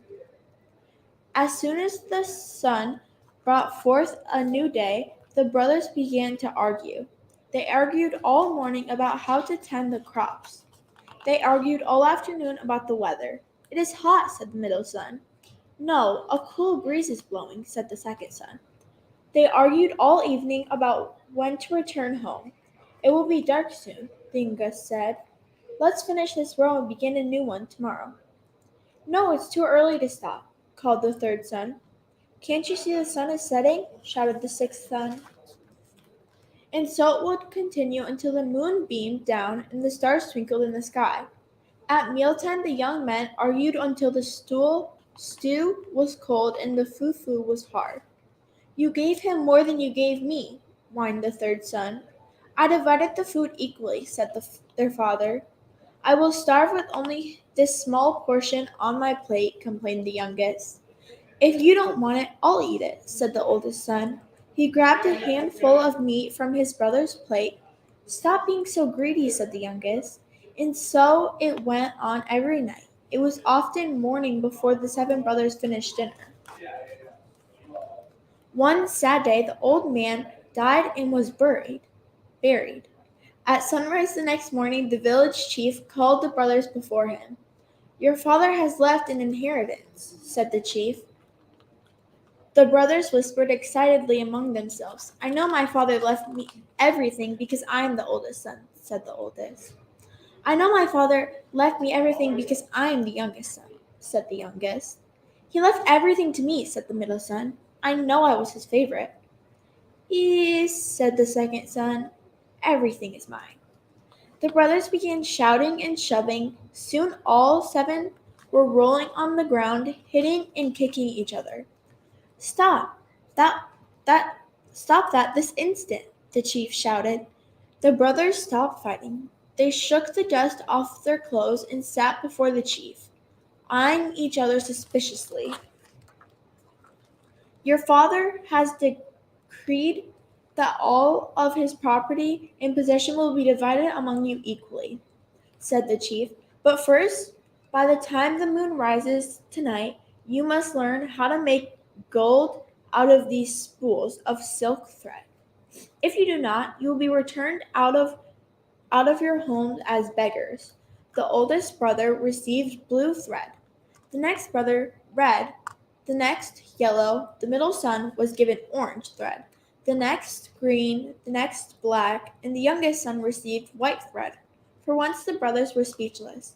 The chief spoke again. From this moment forward, you must not argue among yourselves or raise your hands in anger towards one another. If you do, your father's property and all his possessions will be divided equally among the poorest of the villagers.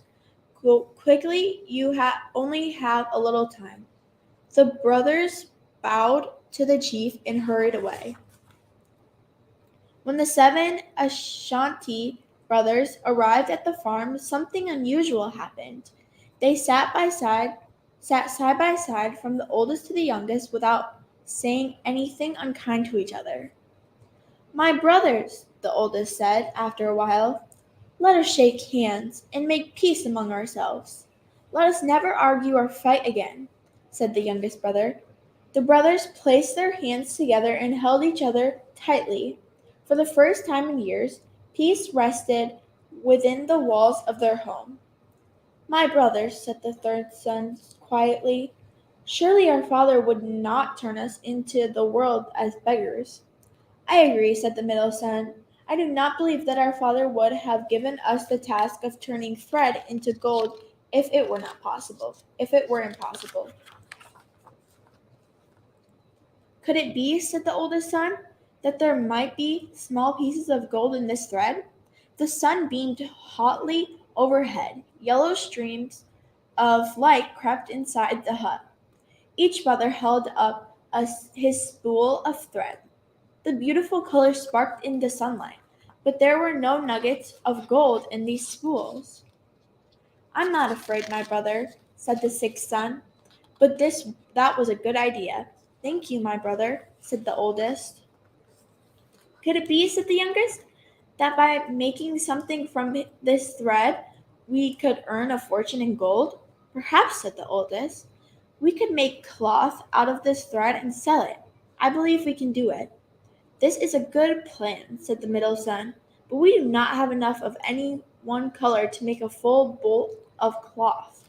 What if, said the third son, we weave the thread together to make a cloth of many colors, but our people do not wear cloth like that, said the fifth son. We wear only cloth of one color. Maybe, said the second. We could make a cloth that is so special everyone will want to wear it. My brothers, said the sixth son, we could finish faster if we all work together. I know we can succeed, said the middle son. The 7 Ashanti brothers went to work together. They cut the wood to make a loom. The youngest brother held the pieces together while the older brother assembled the loom. They took turns weaving cloth out of their spools of thread. They made a pattern of stripes and shapes that looked like the wings of birds. They used all the colors: blue, red, yellow, orange, green, black, and white. Soon the brothers had several pieces of beautiful multicolored cloth.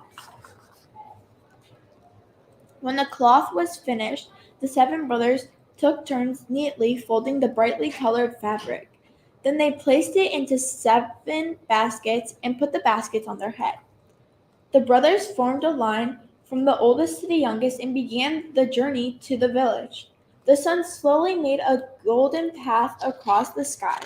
The brothers hurried down the long, dusty road as quickly as they could.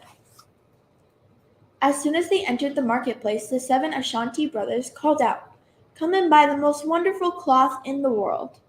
Come and buy the most wonderful cloth in the world." They unfolded a bolt and held it up for all to see. The multicolored fabric glistened like a rainbow. A crowd gathered around, and 7 Ashanti brothers. "Oh," said one villager, "I've never seen a cloth so beautiful. Look at the unusual pattern." "Ah," said another, "this is the finest fabric in all the land. Feel the texture." The brothers smiled proudly. Suddenly, a man dressed in a magnificent robe pushed his way to the front of the crowd. Everyone stepped back respectfully. It was the king's treasurer. He rubbed the cloth between the palms of his hands. Then he held it up to the sunlight. "What a thing of beauty," he said, fingering the material. "This cloth will make a wonderful gift for the king. I must have all of it." The 7 brothers whispered together. "Cloth fit for a king," said the oldest, "should be purchased at a price only a king can pay. It is yours for 1 bag of gold." "Sold," said the king's treasurer. He untied his bag of gold and spilled out many pieces up for the brothers. The 7 Ashanti brothers ran out of the marketplace and back down the road to their village. A shining silver moon began to creep up in the sky. Panting and dripping with sweat, the brothers threw themselves before the chief's hut. "Oh, chief," said the oldest, "we have turned the thread into gold." The chief came out of his hut and sat upon a stool. The oldest brother poured the gold out into the ground. "Have you argued or fought today?" asked the chief.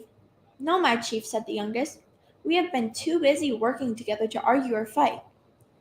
"Then you have learned the lesson your father sought to teach you," said the chief. "All that he had is now yours." The older brother smiled happily, but the youngest son looked sad. "What about the poor people in the village?" he asked. "We received an inheritance, but what will they do?" "Perhaps," said the oldest, "we can teach them how to turn bread into gold." The chief smiled. "You have learned your lesson very well." The 7 Ashanti brothers taught their people carefully. The village became famous for its beautiful multicolored cloth, and the villagers prospered. From that day until this, the 7 Ashanti brothers have worked together farming the land, and they have worked peacefully in honor of their father. The end.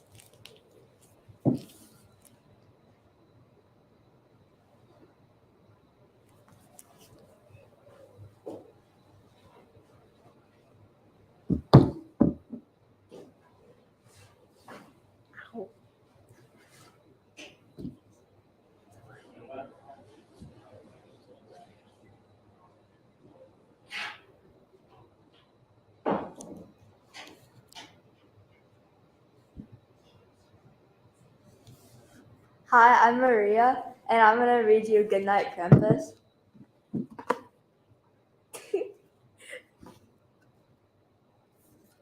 Goodnight, Krampus. Before I take off on my Christmassy flight, I must tuck in my friends and wish them good night. It's hard to turn. Good night, Narwhals, and good night, Yeti. Good night, sleepy elves. Are you tucked in and ready? Good night, Krampus. Sweet dreams to you. Good night. No, wait, there's so much to do. Let's dance and spin. Let's sing and cheer. Who can sleep with Christmas so near? I know Christmas is near and it's more fun to play, but if you don't sleep soon, you'll be tired all day. I'm too excited to sleep. Let's have fun instead. There's so much to do besides going to bed. I know it's hard to wind down, but it's for your own sake. I can't deliver your presents if you're still awake. You know what? I'm quite tired. Sleeping sounds great. You have a lot going on, and I won't make you wait. Good night, narwhals, and good night, Yeti. Good night, sleeping elves. Okay, Santa, I'm ready. Ho ho, good night, little Krampus. Sleep tight and take care. And good night, little Krampuses everywhere. The end.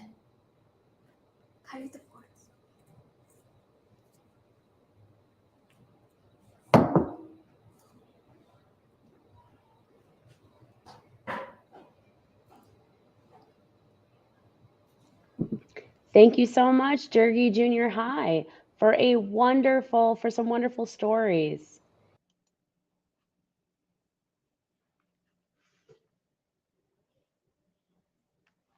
All right, so we are going to listen to a little bit more music, and then at 11, I'm going to tell you some stories. So I look forward to that.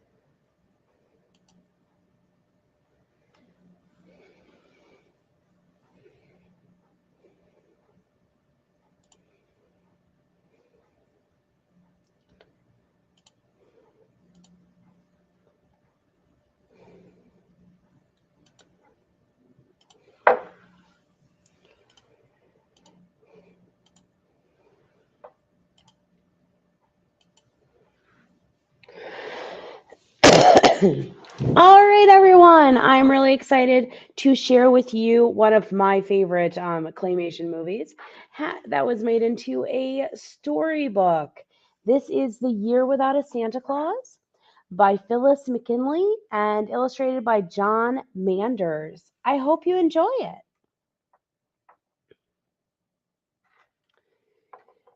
Did you ever hear of the curious, furious, fidgety year when Santa Claus unhitched his sleigh and vowed he was taking a holiday? How did it happen? This way. It was a long ago, before you were living, not yet Christmas, but past Thanksgiving, though I can't give you the very date. Just 1 second. I need to do this a little bit. Oh, it won't let me. All right. Santa got up that morning late, pulling on one boot and then its twin, ruffled the whiskers on his chin, and sat back down on the side of the bed. Great North Star, but I'm tired, he said. Painting wagons red and bright, sharpening ice skates half the night, wrapping presents in ribbon and gauze has worn me weary, said Santa Claus. Crick in my back, cold in my nose, aches in my fingers and all 10 toes, and a sort of kind of kink inside whenever I think of that Christmas ride. Into his workroom limped the saint. He sniffed the varnish, he smelled the paint, and a reeling feeling came over him stealing to see things crammed from floor to ceiling, rocking horses with shaggy manes, balls, dolls, electric trains, gloves, mitts, doctor's kits, rubber boots, cowboy suits, kites for flying in parks, bicycles, Noah's Arks. And he started to shake and he started to shiver at thought of the load he must soon deliver. And he sighed, "Oh dear," as he buttoned his vest. "I wish 1 year I could take a rest." But the words were out, he stood stock still, and then he whispered, "I think I will. I will," he cried with his eyes ablaze. "Everyone else gets holidays. Sailors and tailors and cooks do. Policemen and writers of books do. Tamers of lions and leopards. Preachers and teachers and shepherds. Watchmen, Scotchmen and Spaniards. Turks, butchers and bakers and grocery clerks. They take all time off as Christmas nears, all except me.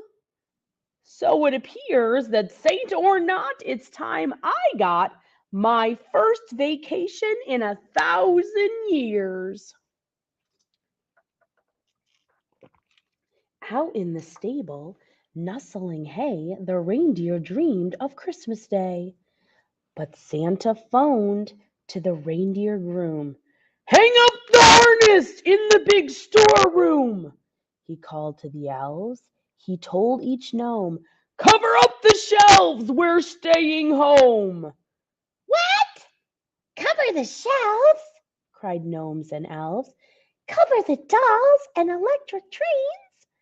And the rocking horses with shaggy manes? And the rubber boots for splashing in parks? And the cowboy suits? And the Noah's Arks? Alas, alack! For they couldn't believe he wouldn't go riding on Christmas Eve. "Hey!" roared Santa, vexed. "This year's presents will do for the next. Warn the people, tell the papers. I'm much too tired for Christmas capers. Crick in my back, a cold that lingers, ache in my toes and all 10 fingers. Bit of lumbago, touch of gout. Climbing down chimneys is simply out. I may be the saint of children's nation, but this year is my first vacation. Well, you can imagine, more or less, what happened when that news reached the press. Headlines screamed, wires went humming. Santa says too tired, not coming. And as the word flashed far and wide, you could have heard how the children cried.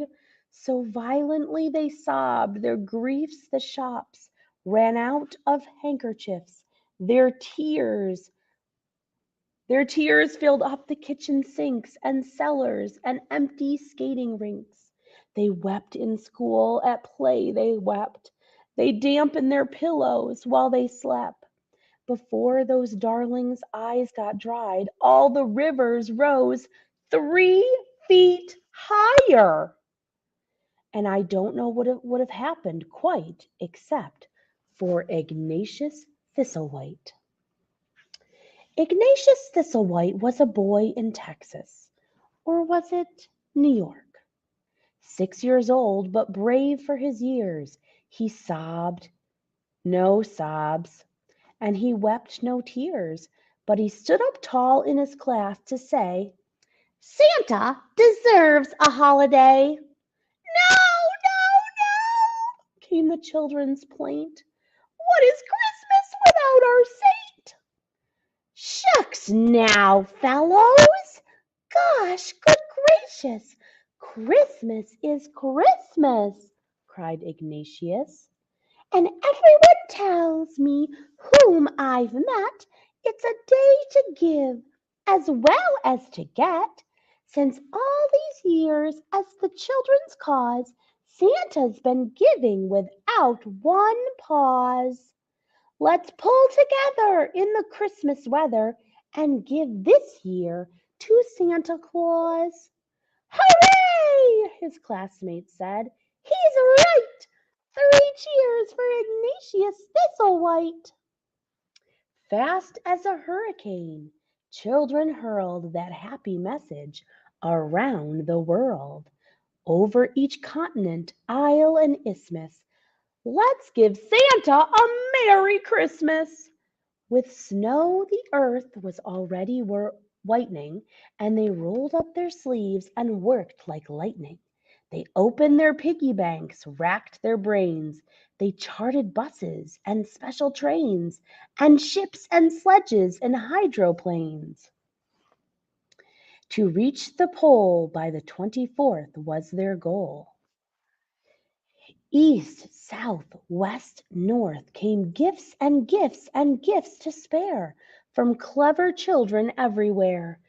Slippers with zippers to zip on, soap for his bath or to slip on, geraniums pink in a pot, one guppy, a puppy named Spot, balsam pillows, strawberry jam, dressing gowns with his monogram, 10 harmonicas for him to play on, hand-painted pictures done in crayon, mufflers, pipes, an easy chair, and lots of winter underwear.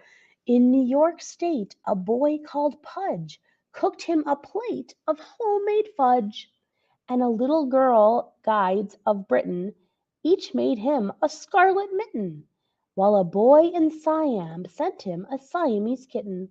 They sent him lemon drops by the carton, ashtrays molded in kindergarten, jackknives, pen wipes, cakes, and crullers, and magic pencils that wrote 3 colors.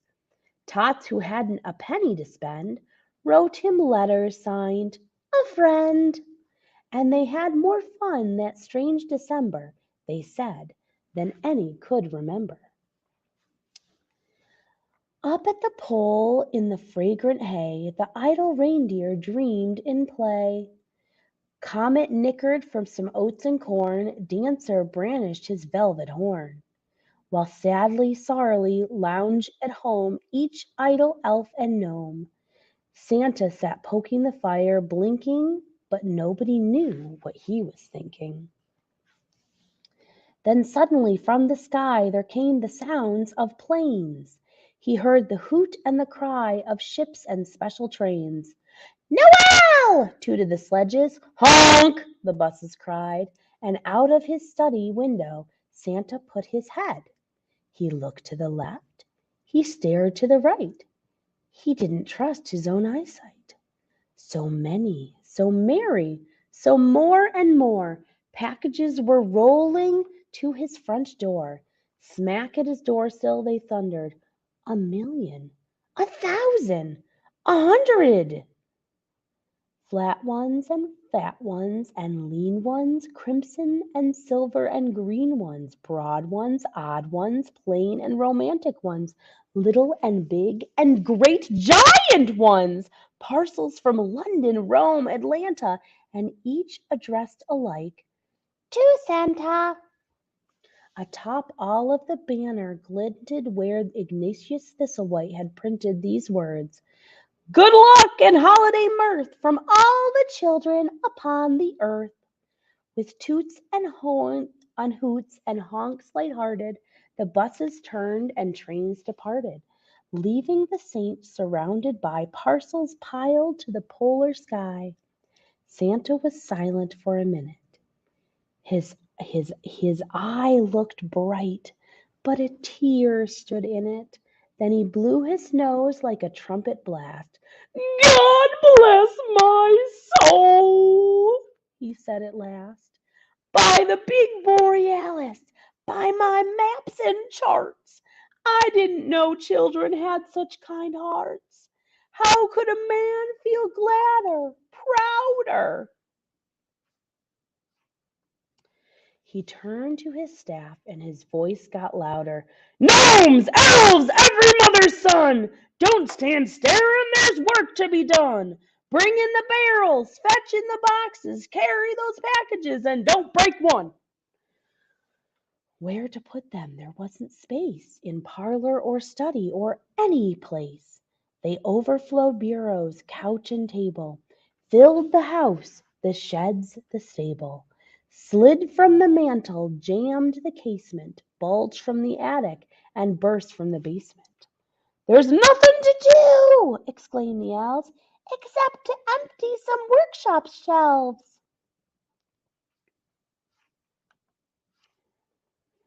Off those shelves then Santa's forces whisked the painted rocking horses. When the presents wouldn't fit, down came the kite and doctor's kit. Still there wasn't room for all, so away went basketball, cowboy suit, rubber boot, bicycle, and talking doll, till by the time the twilight reigned, not a single toy on the shelves remained. All were stacked and packed away in the one place left, the Christmas sleigh. Then Santa gazed from floor to rafter and gave his mightiest shout of laughter. Laughed loud, "Ho, ho, ho!" Laughed vast, "Ha, ha, ha!" "What a joke!" he chortled. "I'm Santa Claus."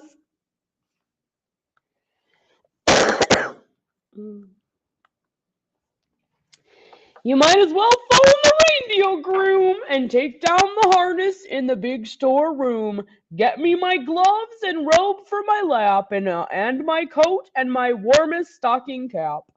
There sits the sleigh with the toys inside, so what can I do tonight but ride?" "What about your gout?" the gnomes cried out. "What about your aches and crick in your spine?" "Pah!" laughed Santa Claus. "My back feels fine. Never felt younger. Never felt stronger. Haven't got a symptom any longer.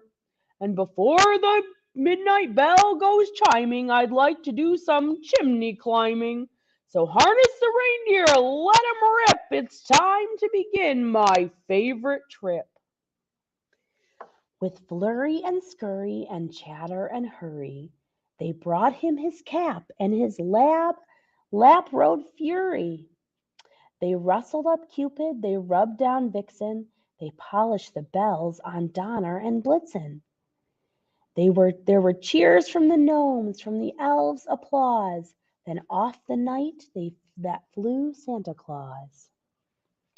And I've heard the old people often say, there never was such a Christmas day, never such a joy, after Santa swirled from rooftop to rooftop around the world, while in the home of a sleepy boy in Texas, or was it New York, a special letter was left that night addressed to Ignatius Thistlewhite.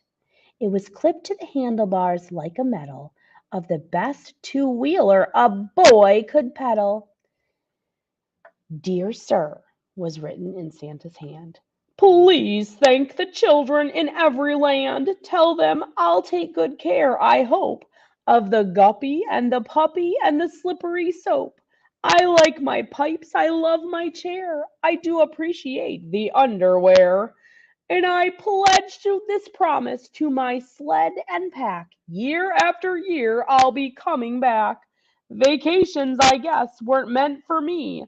I'll never want another one. Yours, SC. And there's one reason you may believe why children are merry on Christmas Eve. You know yourself as you hang up your stocking. It doesn't matter if the winds are knocking. Though the storms fall heavy, through the great gale roars, though nobody else would budge outdoors, snug in your bed while the tempest drums, you can count your blessings on fingers and thumbs. For yearly, newly, faithfully, truly, somehow, Santa Claus always comes. The end. I hope you enjoyed that story. That's a favorite of mine. All right, I'm going to switch to the next story.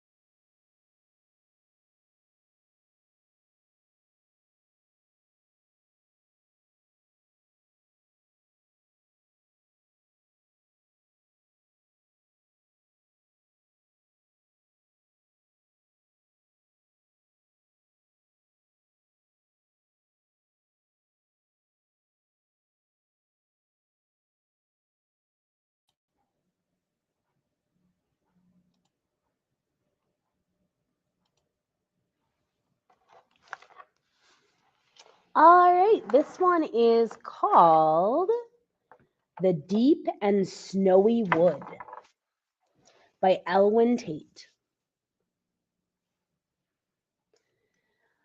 The Deep and Snowy Wood.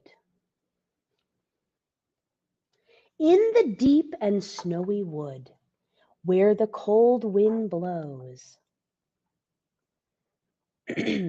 one deer runs, leaving tracks in the snow. Look at her go, says a big black crow. But where is she going? The crows don't know. In the deep and snowy wood, where a tree lies flat, one squirrel hops past a badger, hop, and a bat. Look at him, hop, says a fox in a hat. But where is he hopping? Asked the little brown rat. In the deep and snowy woods, where the hills dip and roll, one mole digs in an underground hole. He digs past a vole. Oh, can't stand those voles. Gotta admit, guys, got him in my lawn. But he is pretty cute in this book, isn't he? He digs past a vole and a duck on a stroll.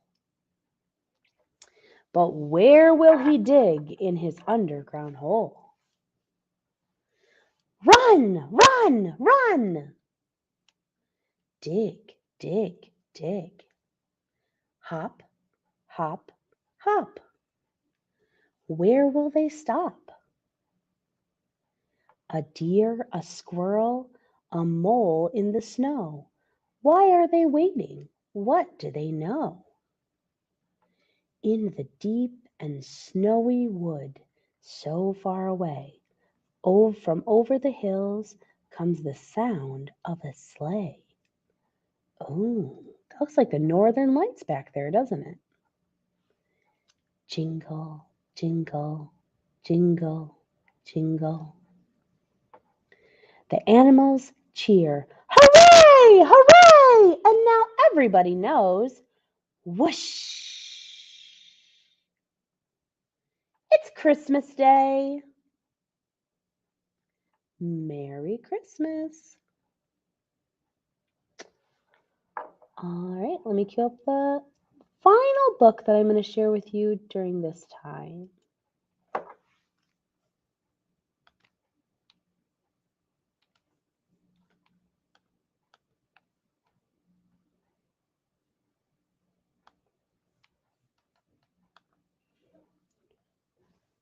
Okay, it's going to be Albert's Christmas, one of my personal favorites.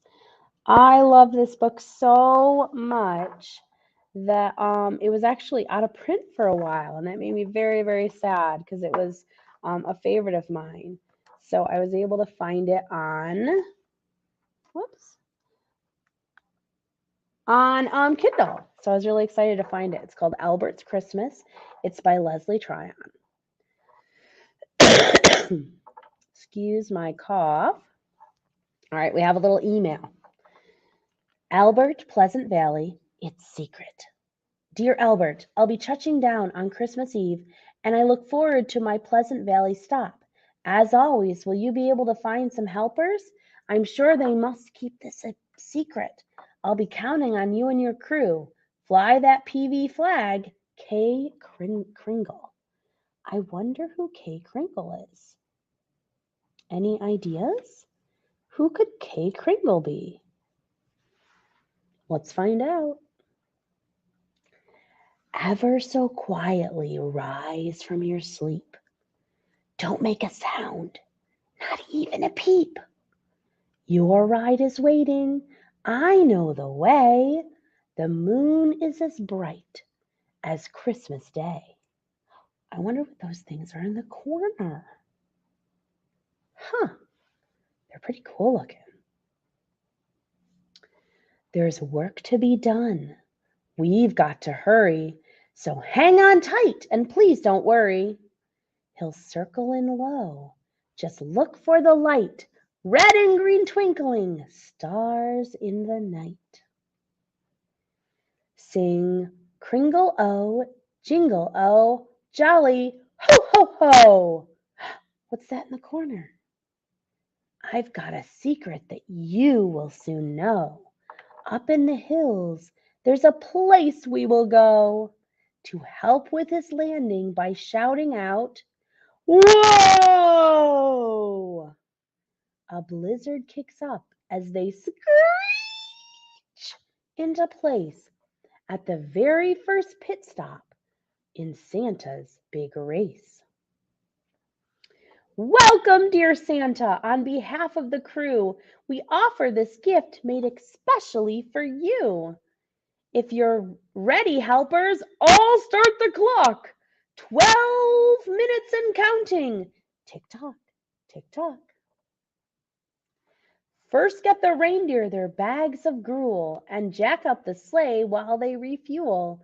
Tiptoe across their sleek harnesses' backs, then rub their antlers with flying wax.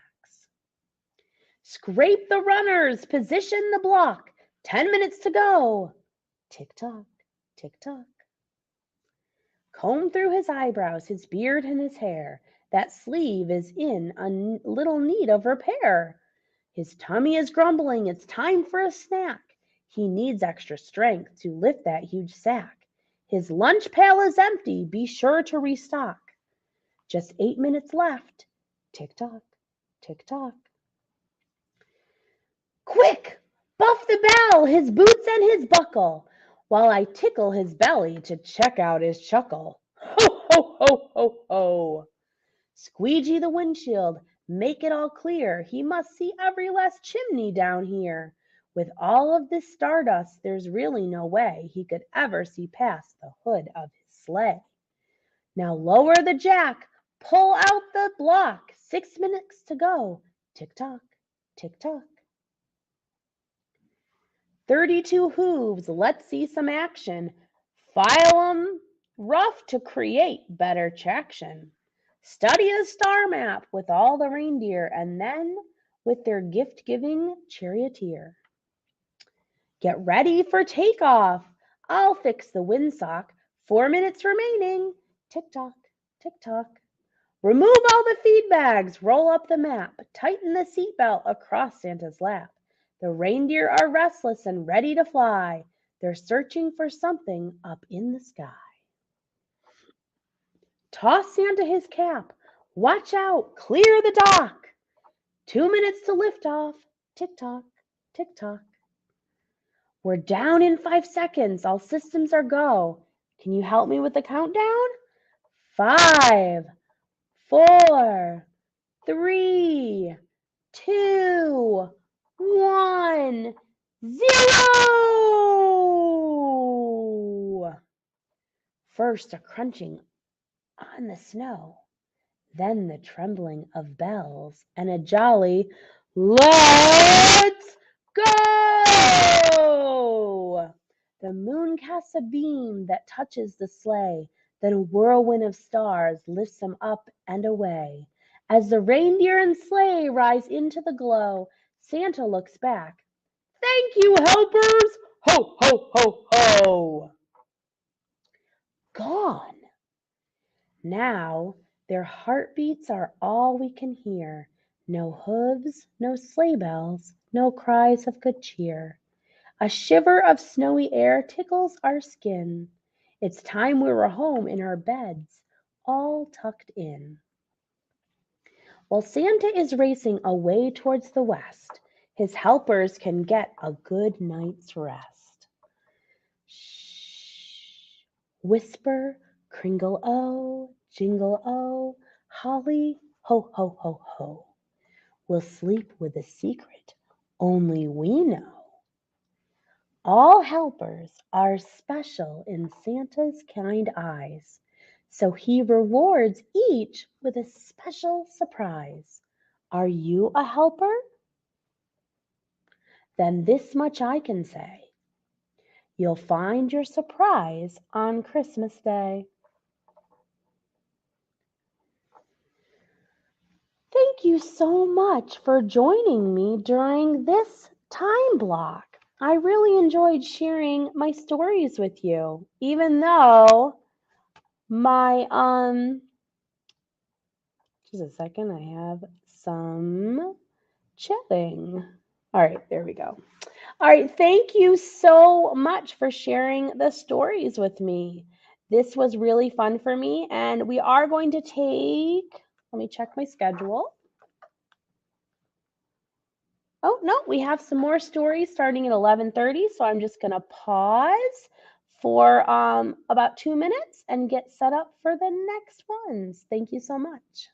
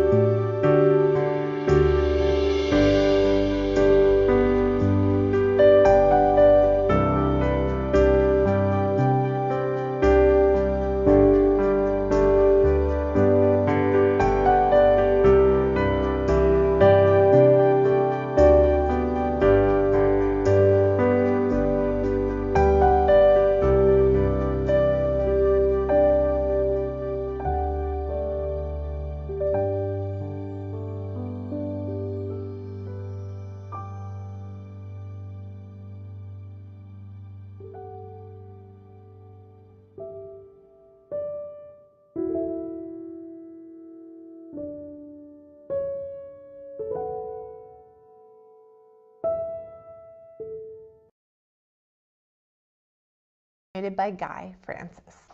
'Twas the night before Christmas, the very last hour. He was all out of breath, and he needed to shower. Wrapped gifts were now stacked where Yule wishes had lain. 'Twas time to return to the North Pole again. Poor Santa lamented his pot-bellied girth, though he'd loved every cookie for what that was worth. He thought of his house, what awaited him there, and how he'd trade in these boots for a comfortable pair. So he loaded his sleigh up with empty cloth sacks. Next he gave his stout reindeer a pat on their backs. And then up, up, up, and away they all flew through the day and the night. Little Rudolph did too. Then off in the distance shone a sight for sore eyes, his sweet humble home disguising a surprise. Santa sauntered so softly through the open front door, and he pulled off his suit, which he left on the floor. When who should appear but the light of his life, the behind-the-scenes maven, his loving boss wife, who held out his kente to resounding applause, and he shouted out with the elves, "Welcome home, Santa Claus!" It was time to rejoice in the Santa Claus way, to celebrate Kwanzaa, this 26th day of December. And then, in a marvelous twist, the elves approached Santa with their very own list. "We've gifts for you, Santa," they said with great glee, which they fetched from their spots round the great Christmas tree.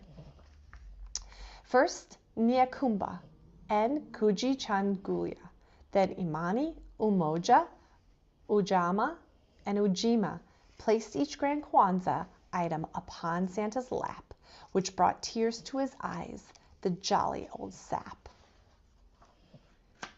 And each night through the 7th, the family showed their deep pride in their roots as their cups overflowed.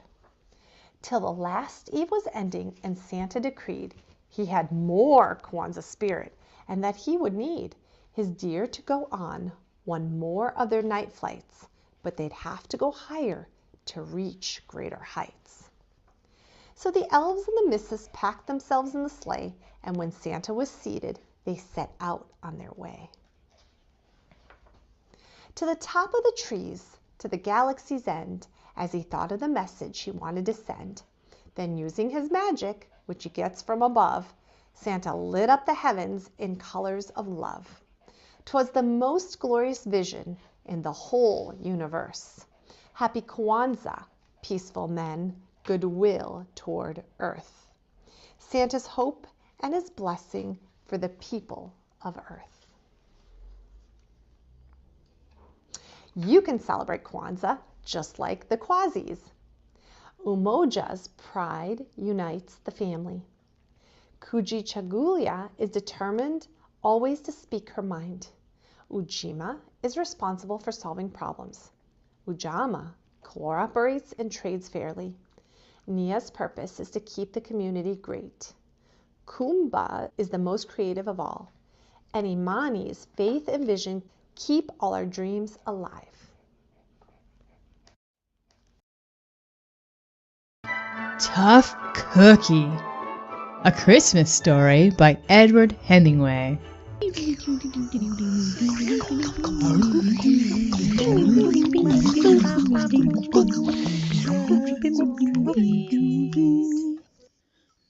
Once upon a time, while Fox was visiting Christmas Town in the land of holiday treats, a little cookie, still warm from the bakery oven, burst out the front door and shouted, "I'm a sweet cookie!" "Well, hello to you too. And since you brought it up, you do look sweet." "Of course I'm sweet and fast. Run, run as fast as you can. You can't catch me. I'm the Sugar Cookie Man." Fox never could resist a challenge, so he gave chase, shouting back, "You look very sweet, sweet enough to eat." "Ha ha, just try to eat me. Run, run as fast as you can. You can't catch me. I'm the Sugar Cookie Man. Hey!" Fox was pretty fast, and he loved sweets. Crunch! But Cookie wasn't sweet at all, and Fox spit him out. Blech! You taste awful. Huh! How dare you? I'm a sugar cookie. I taste wonderful. Sorry to break it to you, my little friend, but you taste terrible. Plus, I think I just broke my tooth. You are one tough cookie. But I'm sweet. No, you're not. But if I'm not a sweet cookie, then what am I? A slowpoke who tastes terrible? What do I do now? Boo-hoo-hoo-hoo-hoo. Oh, there. Don't cry. Maybe you just need some sweetening up. You think so? It's worth a try. So after a quick trip to the dentist to get his tooth fixed, Fox took Cookie to the Christmas Town Spa, where the elves dipped him in delicious eggnog, sprinkled him with powdered sugar, and sang him sugary sweet Christmas carols. Fox gave him a lick, but Cookie still tasted terrible. You said you were a slowpoke. Maybe we should work on your running instead. So Fox signed up Cookie for the Sweet Treat Christmas race that very afternoon, and they headed for the park. But Cookie's stubby legs and lack of experience made it impossible for him to keep up with the more seasoned runners, and as hard as he tried, Run as fast as you can, Cookie. he came in last place. Cookie was exhausted, and he didn't feel so tough. Was he cut out for anything? Fox thought so. Every treat in Christmas Town should be able to build itself a proper gingerbread house. You can too. I'll help. Okay. So they found a nice little spot in the gated community of Cookie Cutter and got to work building and decorating. But when they were finished and Cookie went inside his beautiful new home, crash! It didn't exactly hold up. And that's when Cookie crumbled. I'm not sweet. I'm not fast. I can't even make a gingerbread house. Everything I do is half-baked. Don't give up, my little Cookie. We'll figure this out. You've just got to hang in there. Why not hang with us? We've been looking forward to meeting you all day. Huh? What do you say? It makes perfect sense, seeing as we're Christmas tree ornaments, and you are too. I am? Of course you are, silly. You're not like other cookies, you're special. Baked with glue and lots of salt. With a little hole in your head for a ribbon. So that's what that's for. I should have guessed. Cookie finally knew what he was made of, and he couldn't have been happier. That afternoon, he hung with care from a branch on the biggest Christmas tree in the center of the park, with the sweetest view in town. Overjoyed, Cookie shouted for all the world to hear. Look, look, look at me! You can't reach me! I'm an ornament on a tree! Make some room up there for me, Cookie! Fox never could resist a challenge.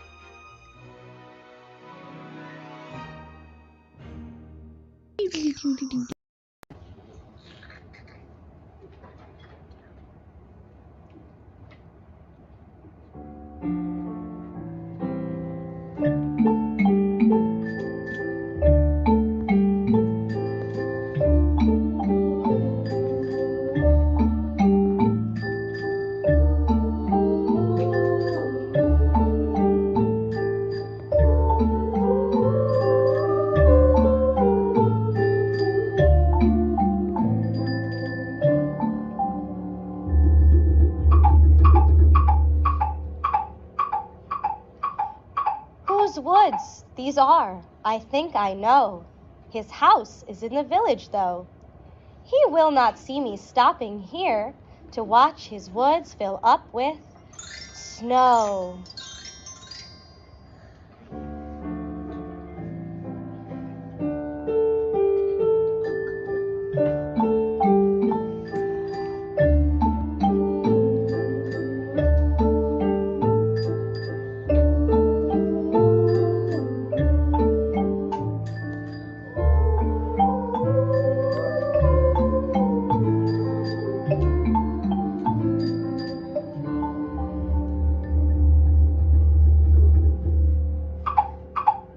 My little horse must think it queer to stop without a farmhouse near. Between the woods and frozen lake, the darkest evening of the year.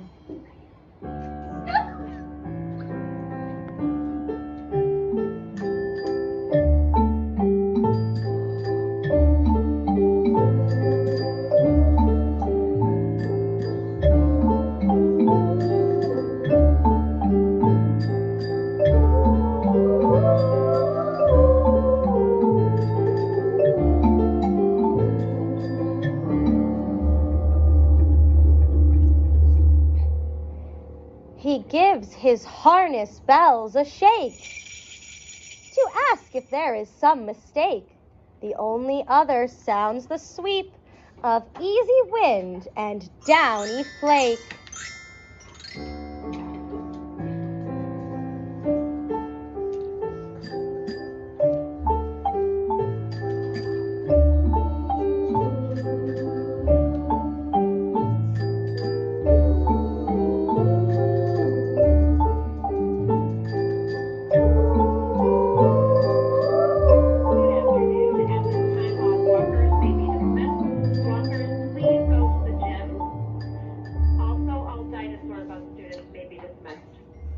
The woods are lovely, dark and deep, but I have promises to keep, and miles to go before I sleep, and miles to go before I sleep.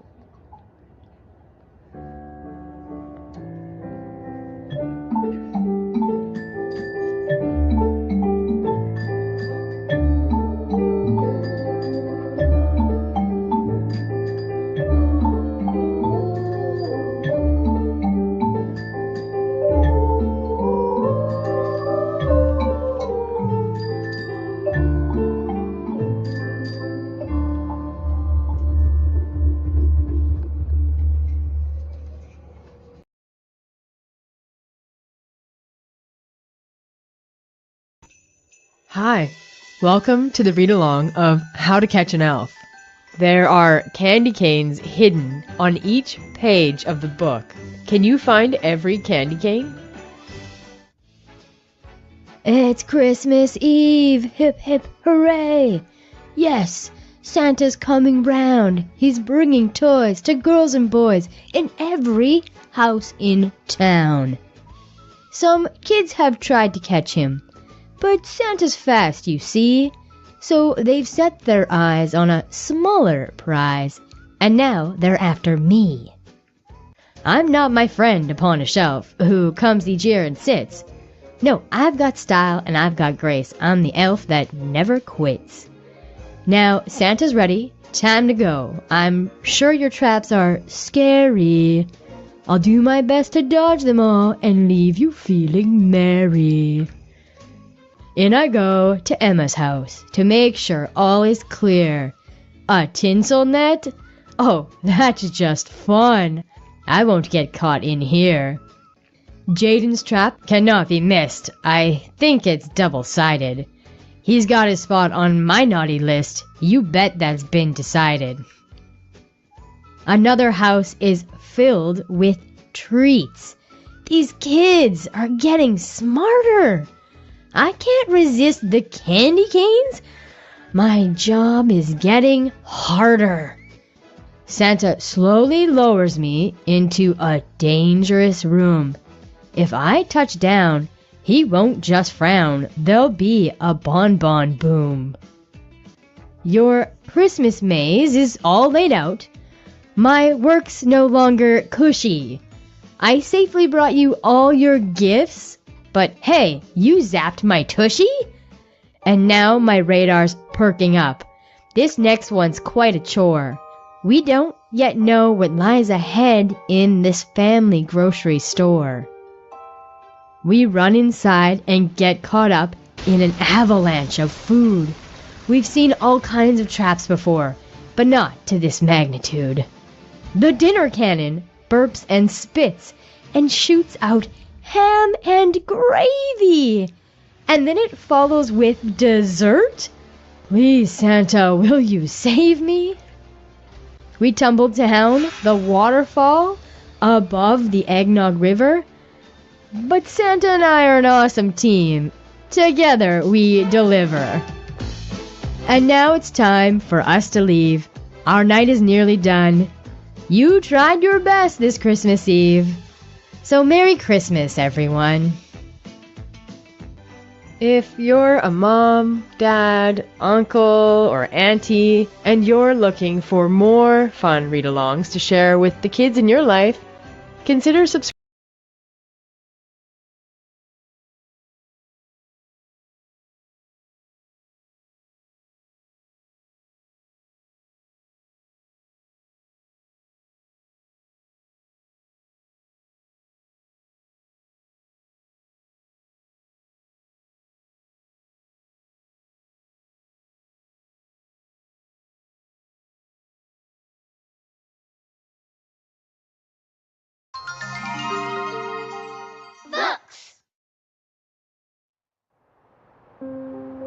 Snowflakes, a pop-up book.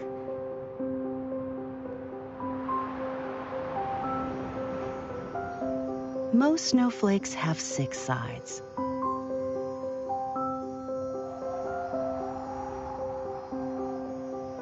Some have 12.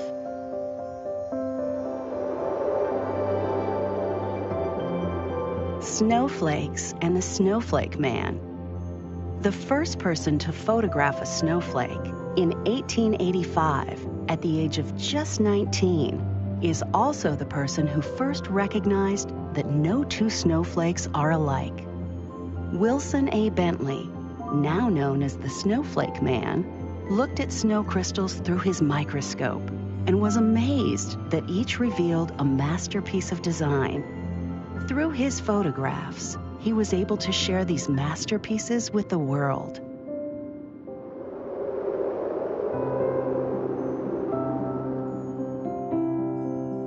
They look like lace.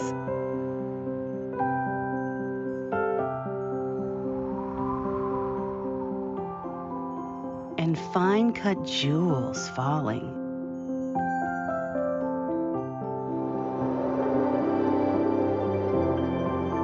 Snowflakes come in all sizes.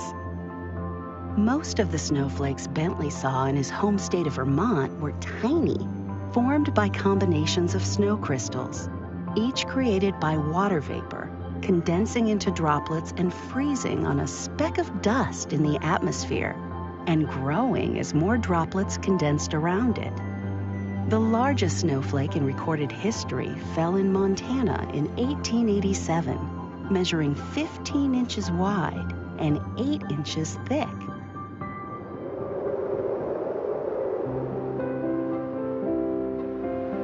They tickle your tongue and land on the snowman's nose.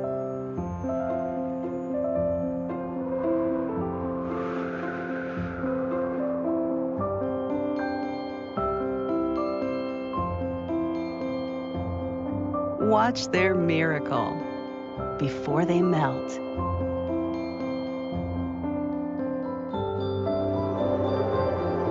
Snowflakes come in all shapes. The shape a snow crystal takes is dependent on the temperature at which it is formed. Some are shaped like columns, some like stars, and some like plates.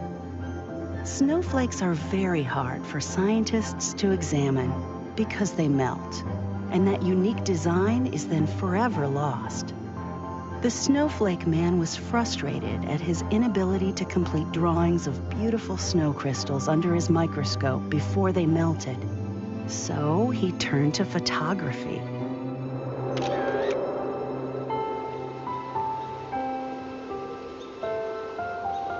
All snowflakes are beautiful.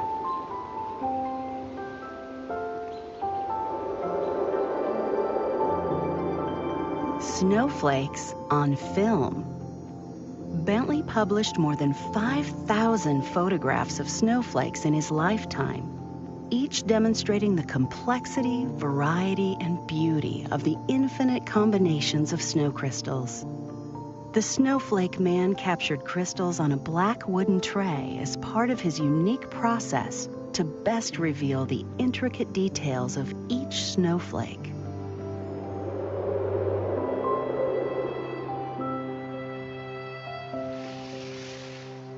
Each one is unique, just like you.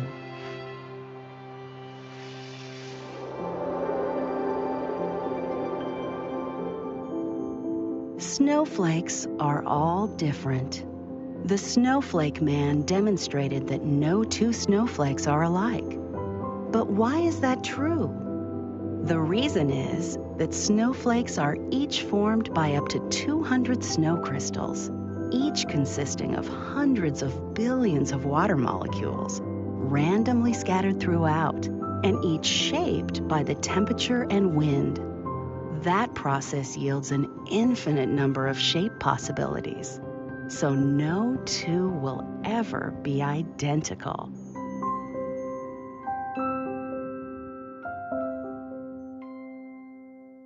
If you don't have books, then what are you?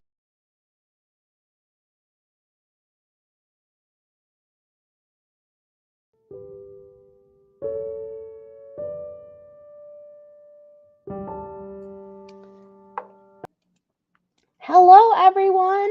We are going to take an hour break and we will see you back here at 1 p.m. So I look forward to sharing more stories with you. So see you back. I'll just run some music for that hour.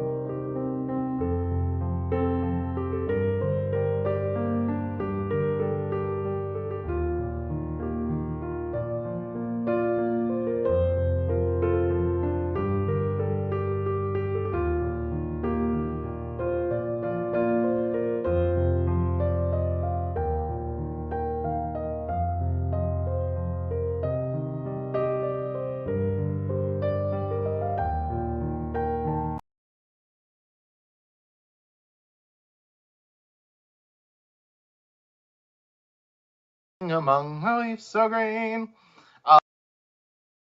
Love that one.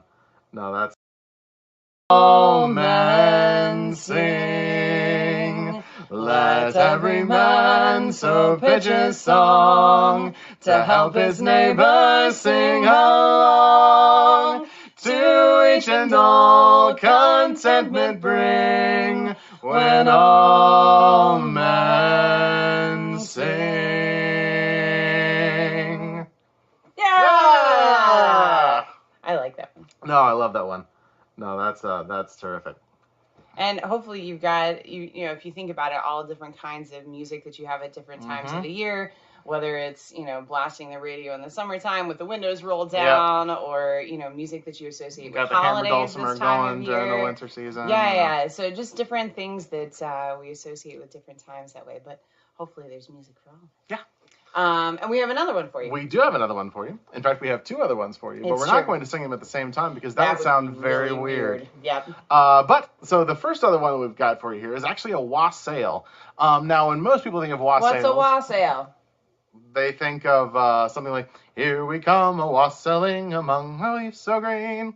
And Alternatively, here we come a waffling among the leaves so green. Yeah, that's what we thought when we were younger. We were like, "Oh man, waffles!" This is a great song about are- waffles. Yeah, it's great. Nope. So wassailing was sort of a social, almost sort of a predecessor to Christmas caroling, that would oftentimes take place actually between Christmas and into the new year. And was a societal thing where those of lower economic stature, and this was originated in England, I believe. Those of lower economic stature would go door to door in wealthier neighborhoods or to like the Lord of the Land, and would sing songs and do little skits. And they would have this gigantic bowl that they all shared. And the idea was that well, there were sort of two approaches to it. The first one, which is sort of the more traditionally accepted one, is that the lords of the manor or the land would be so moved and would bestow upon them charity this wassail drink that's made of like spiced cider with all of these different things put into it. Not a heavily alcoholic, but just enough to warm the toes and the fingers during the harsh winters. And it would also give them baked goods, little cakes, cookies, that sort of thing. The other approach, of course, was to sing so loudly and raucously that they would give they would give you gifts to make you go away. Yep. So Either way works. Either way works. Yep. Really. And interestingly, so wassails often were there were different wassails from different regions. The one we're going to be doing for you today came from Padstow, and Padstow is a fishing port on the north coast of Cornwall, England. Almost like each town or area Correct. had their own this is our team song, right, for our particular village or town. This is our town song. Yeah. So as with the vast majority of folk music, the original author is unknown, but it was first recorded in the 1950s by Charlie Bates. So this one has two lines of a verse and then a chorus that everybody joins in with. And again, you'll see the lyrics above. Yes, you will. So give me that C. And the chorus goes like this. With our wassail, wassail, wassail, wassail, and joy comes with our jolly wassail. It's so happy. It is. In fact, the chorus, the verses basically go right into the chorus. There's no sort of like dramatic pause for, all right, here everybody comes the chorus. Just You'll goes get right the into hang of it, though. Yeah. No worries. You ready? Are you ready? I guess we'll find out. Oh, master and mistress, our wassail begins. Pray open your doors and let us come in with our wassail, wassail, wassail, wassail. And joy comes with our jolly wassail. Oh, master and mistress sitting down by the fire, while we poor wassailers are traveling the mire with our wassail, wassail, wassail, wassail. And joy comes with our jolly wassail. Good master and mistress sitting down at your ease, put your hands in your pockets and give what you please. With our wassail, wassail, wassail, wassail, and joy comes with our jolly wassail. Good master and mistress, now can you forbear to fill up our bowl with cider and cheer? With our wassail, wassail, wassail, wassail, and joy comes with our jolly wassail. We hope that your apples will prosper and bear, and bring forth good cider for this time next year. With our wassail, wassail, wassail, wassail, and joy comes with our jolly wassail. We hope that your crops will prosper and grow, and bring forth good cheer for you to bestow. With our wassail, wassail, wassail, wassail, and joy comes with our jolly wassail. Yeah! Nice singing.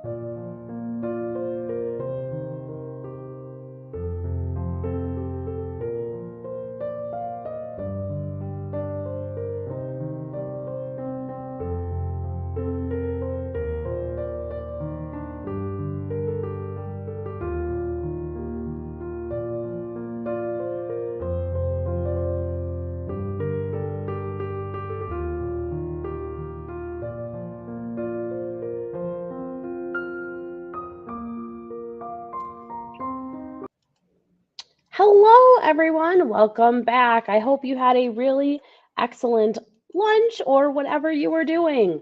So, our next story is Miyoshi's Miracle, a Hanukkah story by Laura Cross Mohammed and illustrated by David Soloyam.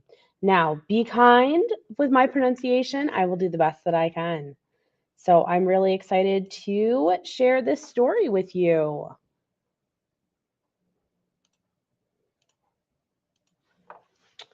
All right.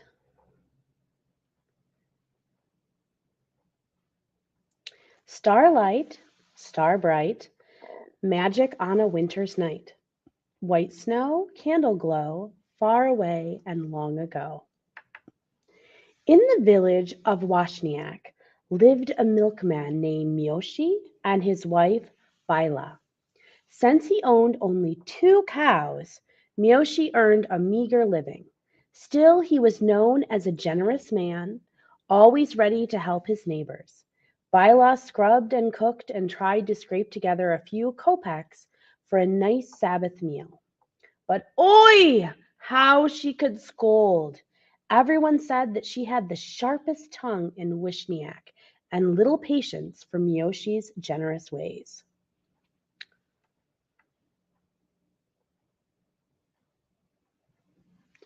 It was early winter, and already the wind prowled the icy lanes of the village like a starving jackal. Many were feeling the pangs of hunger.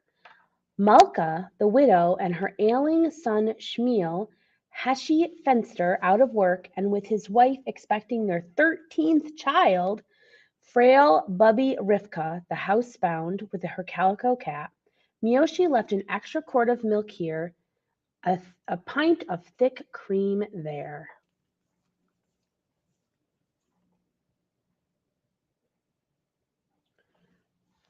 On the night before the holiday of Hanukkah was to begin, Bila untied her knipple, the knot on her handkerchief in which she kept her money, and shook the handkerchief in Miyoshi's face. Empty! All because of your foolish generosity! How will I buy the eggs and flour to make our Hanukkah latkes, much less the oil to fry them in? Miyoshi imagined coins falling with the handkerchief into Bila's pan, where they turned into golden potato pancakes. He could almost smell those latkes frying. Oh well, he thought with a sigh, we ought to be thankful for what we have. Bila, don't fret, he soothed. There are enough onions and potatoes for a nice pot of soup. But Bila would not listen. How did I end up with this schmeal when I could have married the baker's son? On and on she scolded, hands on her hips and eyes rolled heavenwards until Miyoshi fled to the cowshed for some peace.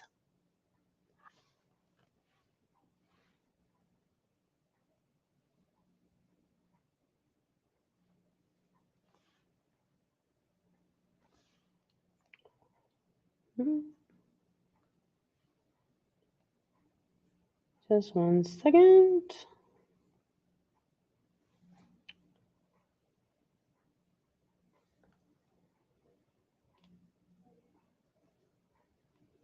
Okay. He flopped down in the straw. How sleepy he felt. Moshi! Moshi! The milkman sat up, rubbing his eyes. He looked around to see who was calling him. Imagine his astonishment when he found it was one of his cows. Oh my goodness. You've always cared so well for us, Miyoshi. You keep our shed clean, milk us on time, and feed us plenty. Most assuredly, chimed in the other cow. So, although we seldom reveal our powers to humans, we want to help you, dear Miyoshi. While you were sleeping here tonight, the first cow went on, a stranger came into the shed. For hours he entertained us with tales of magic and adventure. You snored loudly all the while, but before leaving, he hid a gift for you. There, under the straw, she pointed with her velvety nose.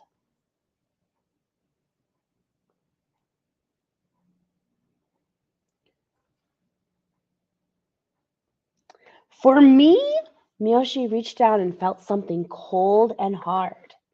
He pulled out a battered frying pan, encrusted with grease. An old pan? He tried not to show his disappointment. But such a pan, exclaimed the second cow. According to the stranger, you only have to set it upon the fire, totally empty, and it will produce as many delicious Hanukkah latkes as you wish. Latkes by the dozens, latkes by the hundreds will appear until you remove the pan from the stove. Just remember the stranger's warning. To Miyoshi this gift was given, and only Miyoshi must use it. Miyoshi was overjoyed. He showered thanks on the cows and milked them, for it was early in the morning. Then he returned to the house and hid the frying pan on the top of the wardrobe, intending to surprise his wife with it later. That evening, Miyoshi and Bila lit the first Hanukkah candle with the shamas, the candle used to light the others. They would add a candle to the menorah on each of the 8 nights of Hanukkah. With the menorah glowing in the window, Miyoshi took down the magic frying pan and told Bila all that had happened in the cowshed, being careful to repeat the stranger's warning. Of course, Bila believed not a word of Miyoshi's story. I've never heard of anything so Michigan in all of my life, she scoffed. A pan is a pan.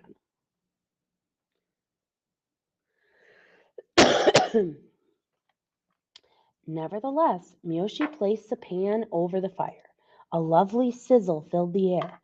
Soon the rich aromas of potatoes and onions frying made Miyoshi's nose twitch and Bila's mouth water.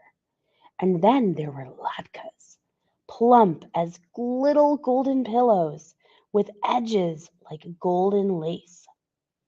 The latkes were so light, they floated right into the air. As they finished cooking, Bila and Miyoshi leapt about the kitchen, catching them. When each had the plate, Miyoshi removed the pan from the fire. Then he and Bila ate their fill and went to bed. How Miyoshi tossed and turned that night, twisting the coverlet into knots. Perhaps he had eaten too many latkes. In his dreams, he saw Shmuel and baby Rivka and Calico Cat and the Finster brood. They marched around his bed, holding their empty plates and staring at him with hungry eyes. The next morning, Miyoshi left a note on every doorstep. Happy Hanukkah! Please come for latkes. Tonight at Miyoshi the Milkman's. It seemed all of Wozniak squeezed into Miyoshi's and Bila's little house that night. Latkes galore sailed from the magic pan. There was singing and dancing and Heshi's accordion and the children spun dreidels, little Hanukkah tops. Only Bila stood apart, shaking her head. Miyoshi was giving things away as usual and making a mess of her house. If she could just get rid of him for a while, she could take matters into her own hands. The next day, Bila hid the Hanukkah candles under the bed.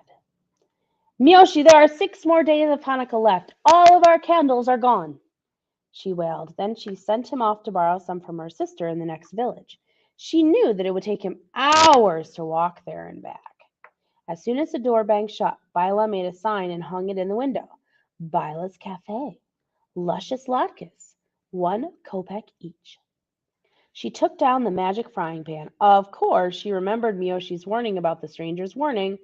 To Miyoshi this gift is given, and only Miyoshi must use it.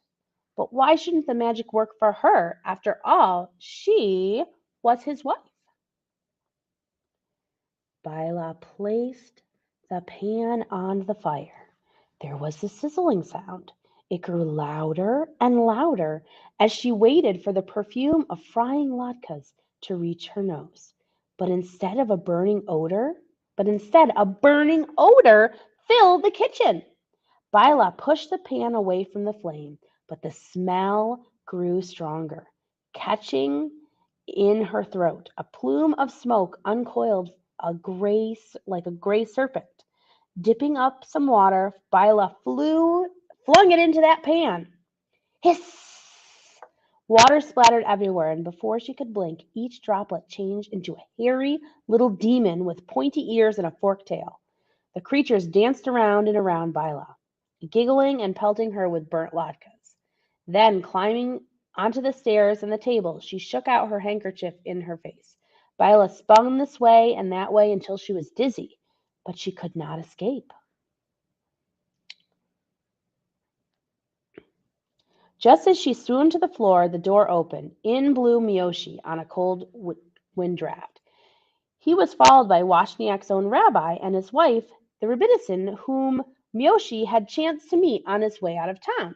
It was the Rebbitzin who sold candles to the villagers, and she had kindly given Miyoshi enough candles to last for the rest of the holiday. Miyoshi, in turn, had invited the couple home for latkes. The demons took one look at the rabbi, shrieked in terror, jumped back into the pan, and vanished instantly in a belch of smoke. Bila was brought back to her senses by a whiff of the Rebbitzin smelling salts. For the first time in her life, she had nothing to say. The demons had scared her speechless.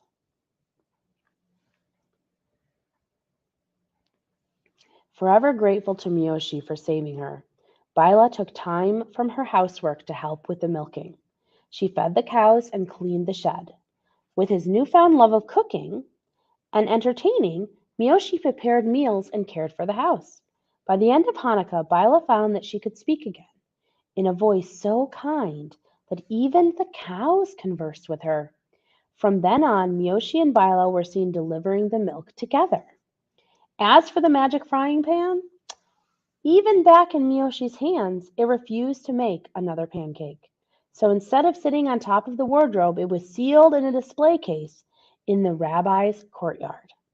But the fame of its latkes and the tale of the demon spread, and soon folks were traveling from far and wide to see it. Everyone hoped to see the demons under the glass, making a surprise appearance. and sometimes they did.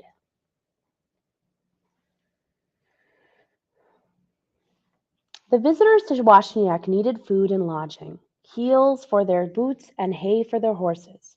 Soon the village grew into a bustling market town where no one went hungry. And for years to come, even on the coldest Hanukkah night, candles burned brightly in the windows, and the smell of frying latkes rose over the houses in a golden haze that seemed to reach the stars. Snow on the rooftops, milk in the pail. That is the end of this Hanukkah tale. And that is Miyoshi's Miracle, a Hanukkah story.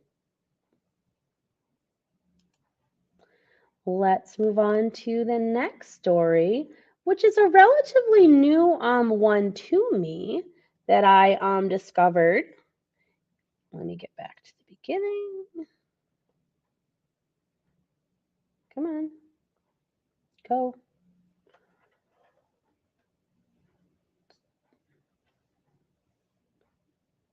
Okay. Come on. All right, there we go. All right, this one is called Schmelf the Hanukkah Elf. I think we have a theme for this half an hour. It is by Greg Wolf and illustrated by Howard McWilliam. And he kind of looks like a different kind of elf than maybe you're used to seeing Santa's elves. So let's take a look and see what makes Schmelf different than all the rest of the elves.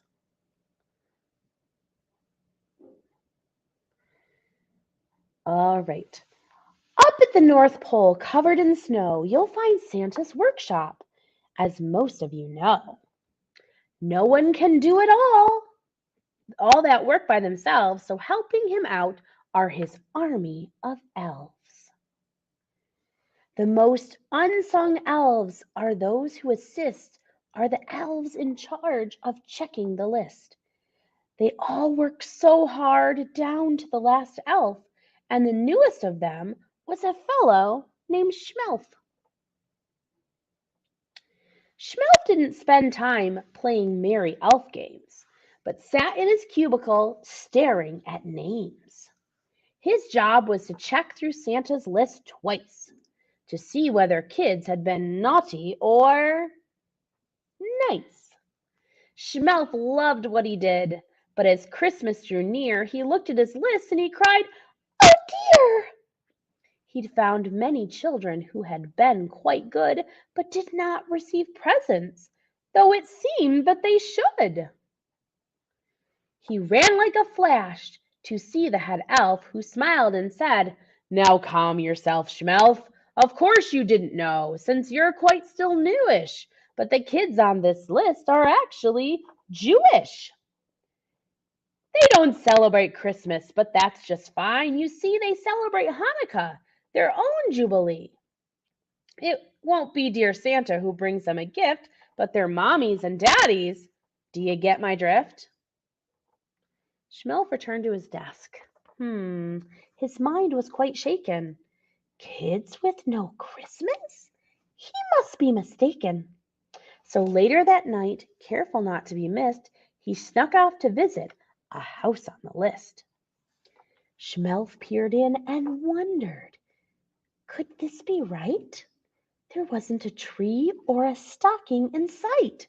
Instead, he saw menorahs with candles so thin, and children were giving their dreidels a spin. There was gelt, chocolate coins wrapped in gold foil, and latkes frying in pans with oil.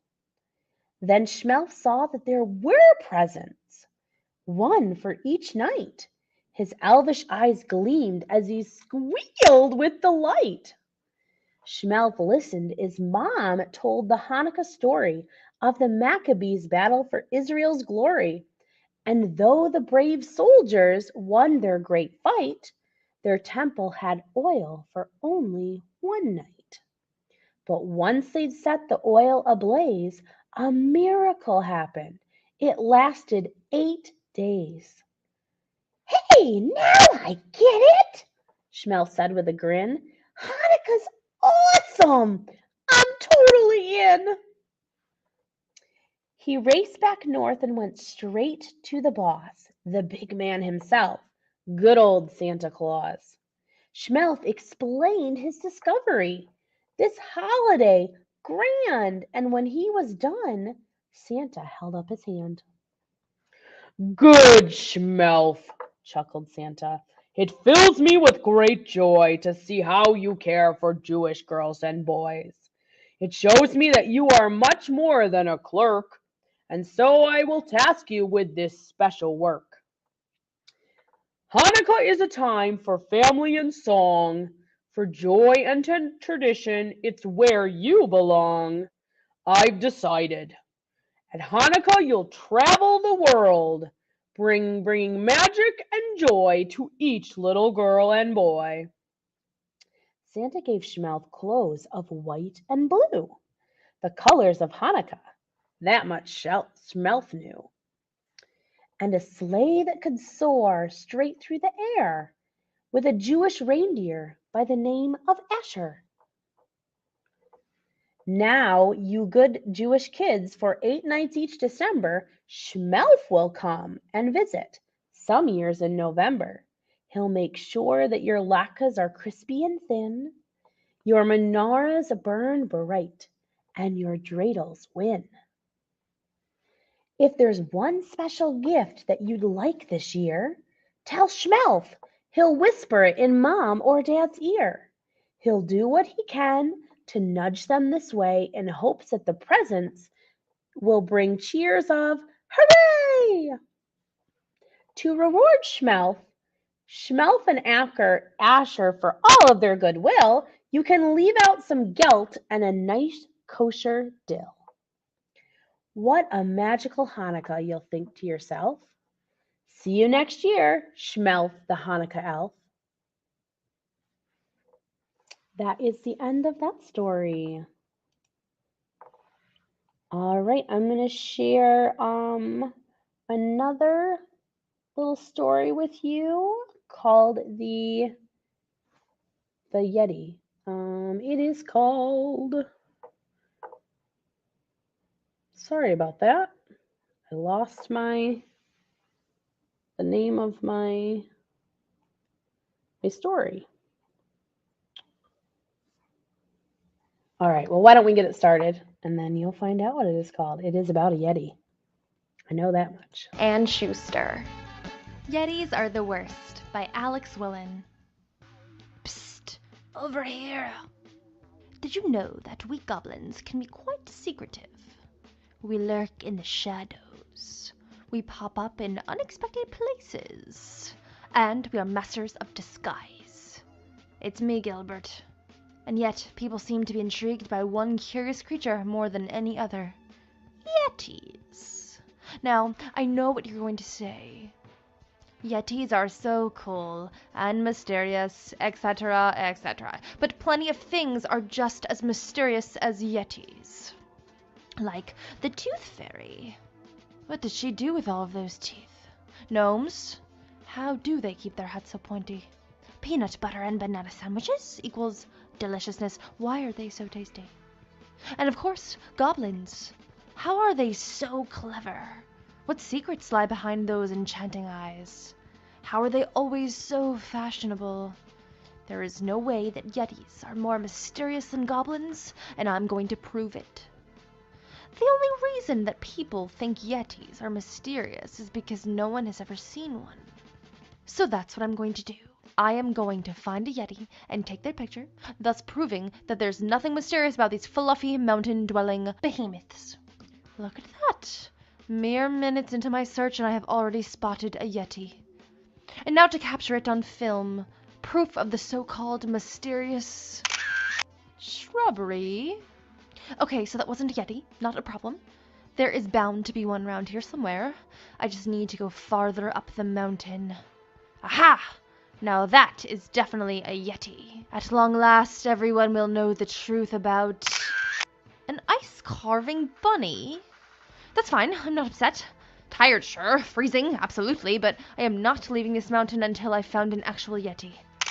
So that people far and wide will finally know the truth about the very boring creature that is a polar bear getting a makeover, a meditating mountain goat, a snowboarding unicorn in a puffy coat. Oh, that's it.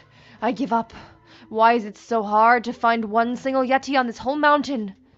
Just one Yeti. Is that too much to ask? Apparently it is. It is too much to ask. And do you know why? Because Yetis are the worst. Uh-oh. Avalanche! Run for your lives! Ah!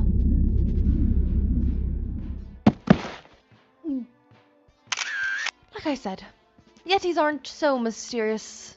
They are just a little shy. Until they're not. The end. Okay, thumbs up if you enjoyed the book.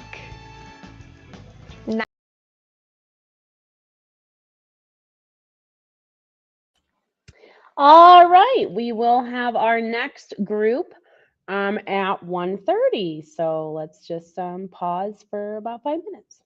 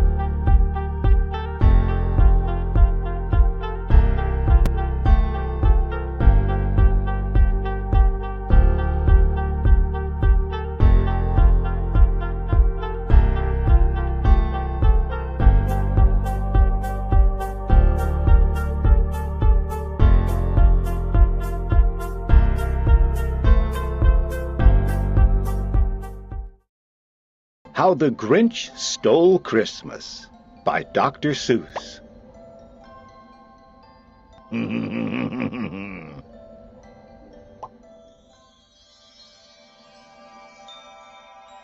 Every Who down in Whoville liked Christmas a lot. But the Grinch, who lived just north of Whoville, did not. The Grinch hated Christmas the whole Christmas season. Now please don't ask why. No one quite knows the reason. It could be his head wasn't screwed on just right. It could be, perhaps, that his shoes were too tight. But I think that the most likely reason of all may have been that his heart was 2 sizes too small.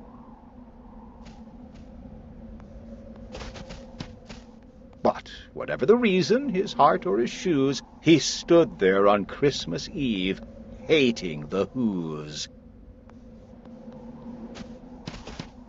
Staring down from his cave with a sour, grinchy frown at the warm-lighted windows below in their town. For he knew every Who down in Whoville beneath was busy now hanging a mistletoe wreath. And they're hanging their stockings, he snarled with a sneer. Tomorrow is Christmas, it's practically here. Then he growled with his Grinch fingers nervously drumming, I must find some way to stop Christmas from coming. For tomorrow, he knew, all the Who girls and boys would wake bright and early. They'd rush for their toys. And then, oh, the noise. Oh, the noise, noise, noise, noise. That's one thing he hated, the noise. Noise, noise, noise. Then the Whos, young and old, would sit down to a feast, and they'd feast, and they'd feast. And they'd feast, feast, feast, feast. They would feast on Who pudding and rare Who roast beast, which was something the Grinch couldn't stand in the least. And then they'd do something he liked least of all. Every Who down in Whoville, the tall and the small, would stand close together with Christmas bells ringing. They'd stand hand in hand, and the Whos would start singing. They'd sing, and they'd sing, and they'd sing, sing, sing, sing. And the more the Grinch thought of this Who Christmas sing, the more the Grinch thought, I must stop this whole thing. Why, for 53 years I've put up with it now. I must stop this Christmas from coming. But how? Then he got an idea, an awful idea. The Grinch got a wonderful, awful idea.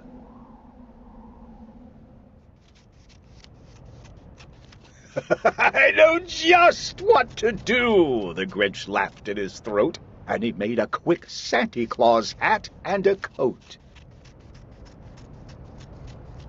And he chuckled and clucked. What a great Grinchy trick! With his coat and this hat, I look just like Saint Nick.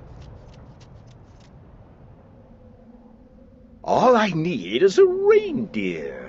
The Grinch looked around, but since reindeer are scarce, there was none to be found. Did that stop the old Grinch? No. The Grinch simply said, if I can't find a reindeer, I'll make one instead. So he called his dog Max. Then he took some red thread and he tied a big horn on top of his head. Then he loaded some bags and some old empty sacks on a ramshackle sleigh, and he hitched up old Max. Then the Grinch said, "Get up!" and the sleigh started down toward the homes where the Who's lay a snooze in their town. All their windows were dark, quiet snow filled the air. All the Who's were all dreaming sweet dreams without care when he came to the first little house on the square. This is stop number 1, the old Grinchy Claus hissed, and he climbed to the roof, empty bags in his fist. Then he slid down the chimney, a rather tight pinch, but if Santa could do it, then so could the Grinch. He got stuck only once, for a moment or two. Then he stuck his head out of the fireplace flue, where the little Who stockings all hung in a row. These stockings, he grinned, are the first things to go.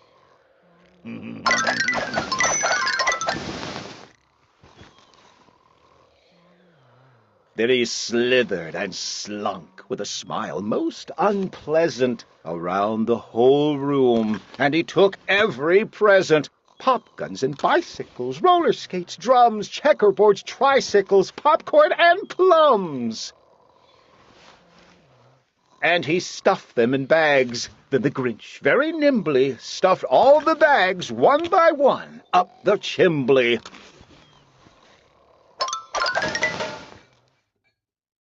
Then he slunk to the icebox.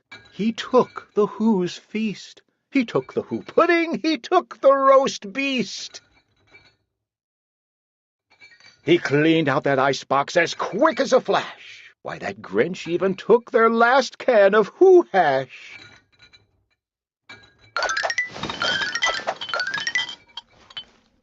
Then he stuffed all the food up the chimney with glee. And now, grinned the Grinch, I will stuff up the tree. And the Grinch grabbed the tree, and he started to shove, when he heard a small sound, like the coo of a dove. He turned around fast, and he saw a small Who, little Cindy Lou Who was not more than 2. The Grinch had been caught by this tiny Who daughter, who'd got out of bed for a cup of cold water. She stared at the Grinch and said, "Santa Claus, why? Why are you taking our Christmas tree? Why?" But, you know, that old Grinch was so smart and so slick, he thought up a lie, and he thought it up quick. "Why, my sweet little tot," the fake Santa Claus lied, "there's a light on this tree that won't light on one side, so I'm taking it home to my workshop, my dear. I'll fix it up there, then I'll bring it back here." And his fib fooled the child. Then he patted her head, and he got her a drink, and he sent her to bed. And when Cindy Lou Who went to bed with her cup, he went to the chimney and stuffed the tree up. Then the last thing he took was the log for their fire. Then he went up the chimney himself, the old liar. On their walls he left nothing but hooks and some wire. And the one speck of food that he left in the house was a crumb that was even too small for a mouse. Then he did the same thing to the other Who's houses, leaving crumbs much too small for the other Who's mouses. It was dawn. All the Who's still abed, all the Who's still a-snooze, when he packed up his sled. Packed it up with their presents, the ribbons, the wrappings, the tags, and the tinsel, the trimmings, the trappings. 3,000 feet up the side of Mount Crumpet, he rode with his load to the tip-top to dump it. Pooh-pooh to the Who's, he was graciously humming. They're finding out now that no Christmas is coming. They're just waking up. I know just what they'll do. Their mouths will hang open a minute or two. Then the Who's down in Whoville will all cry, boo-hoo! That's a noise, grinned the Grinch, that I simply must hear. So he paused, and the Grinch put his hand to his ear. And he did hear a sound rising over the snow. It started in low, then it started to grow. But the sound wasn't sad. Why, this sound sounded merry. It couldn't be so, but it was merry, very. He stared down at Whoville. The Grinch popped his eyes. Then he shook. What he saw was a shocking surprise. Every Who down in Whoville, the tall and the small, was singing without any presents at all. He hadn't stopped Christmas from coming. It came. Somehow or other, it came just the same.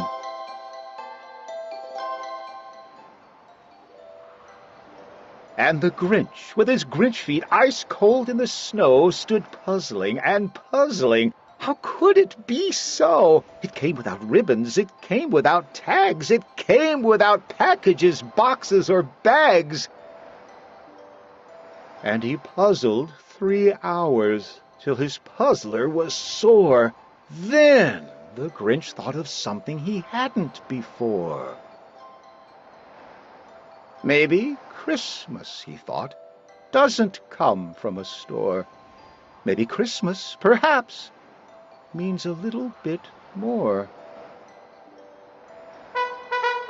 And what happened then? Well, in Whoville they say that the Grinch's small heart grew 3 sizes that day.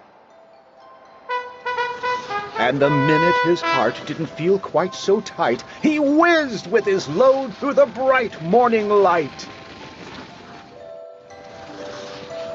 And he brought back the toys and the food for the feast, and he himself, the Grinch, carved the roast beast.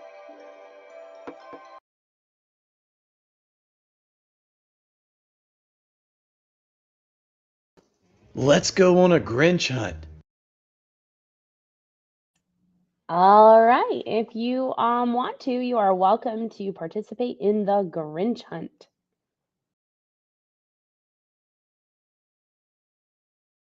March along and sing the song, but be ready for a surprise. Here we go.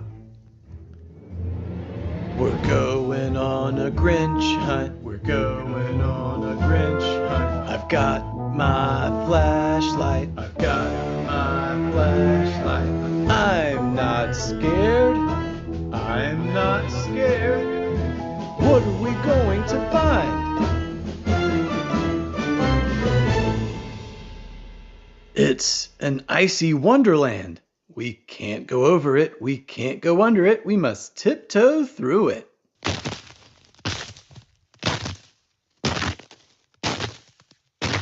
What's that? It's the ice monster! Run away!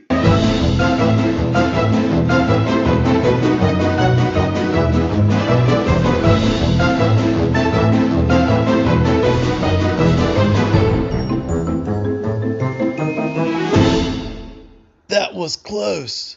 Let's try again. Here we go. We're going on a Grinch hunt. We're going on a Grinch hunt. I've got my flashlight. I've got my flashlight. I'm not scared. I'm not scared. What are we going to find? It's a patch of Christmas trees. We can't go over it. We can't go under it. We must push through it.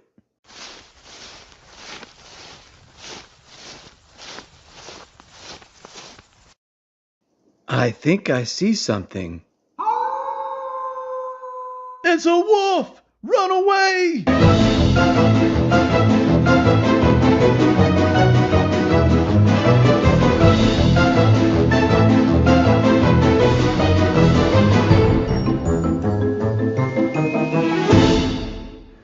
That was close, but we've got to find this Grinch. Here we go. We're going on a Grinch hunt. We're going on a Grinch hunt. I've got my flashlight. I've got my flashlight. I'm not scared. I'm not scared. What are we going to find? Whoa! It's a big pile of snow. We can't go over it. We can't go under it. We must climb up it.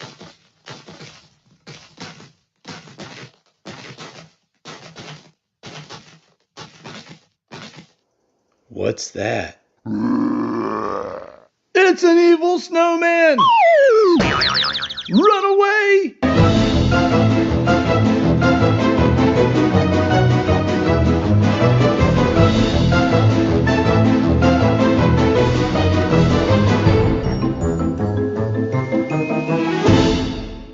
Oh, we made it, but we've got to find this Grinch. Let's try again. Here we go. We're going on a Grinch hunt. We're going on a Grinch hunt. I've got my flashlight. I've got my flashlight. I'm not scared. I'm not scared. What are we going to find?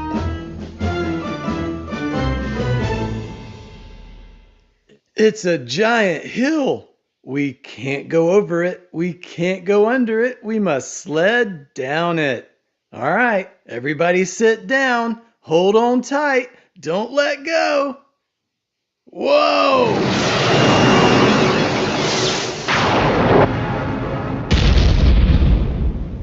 I think something's down here. It's a Yeti! Run away!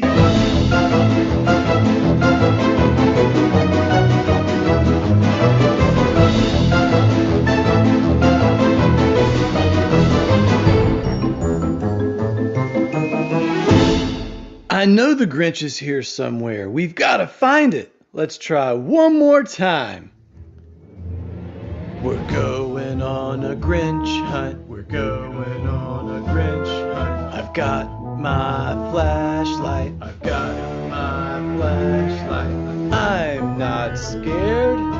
I'm not scared. What are we going to find?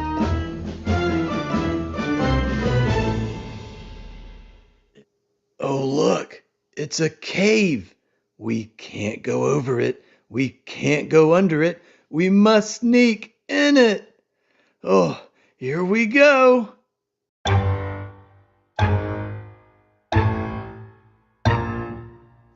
I see something. It's a Grinch! Run away! Ride the sled!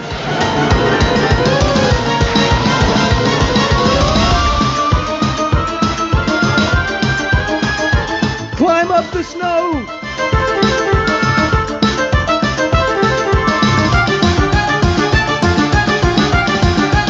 Push through the trees!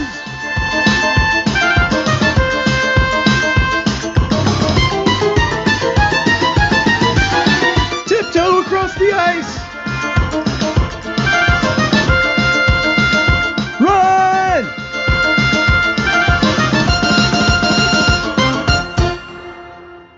You made it! That was fun! Thanks for playing!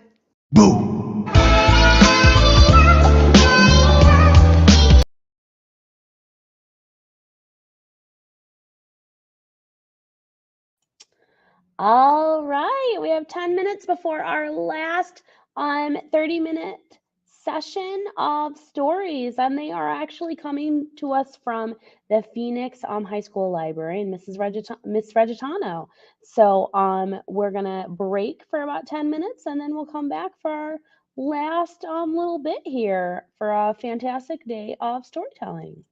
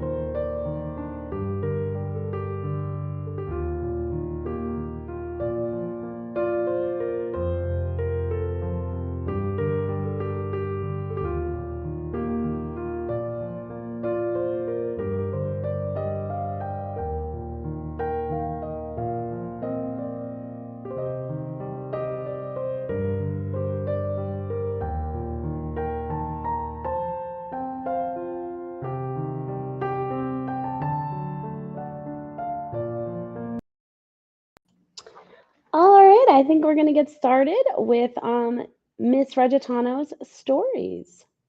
So this is Miss Regitano from Phoenix High School, and she is going to be sharing some stories with you.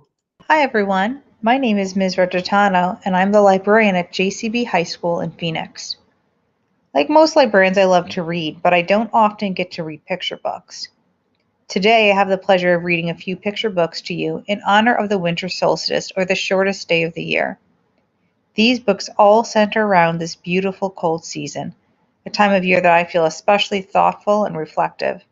I hope that you find these stories beautiful and peaceful.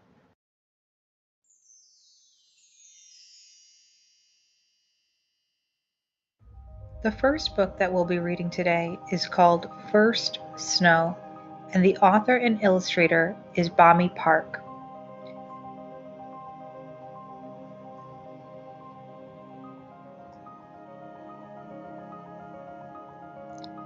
Shh!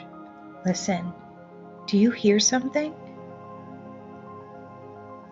Pit, pit, pit against the window, glistening, floating in the night. Quick! Boots, coat, scarf, hat. Shh, let's go. Pat, pat, pat. Roll, roll, roll. Beneath the lights. Beneath the moon. Fast, fast, fast. Through the woods.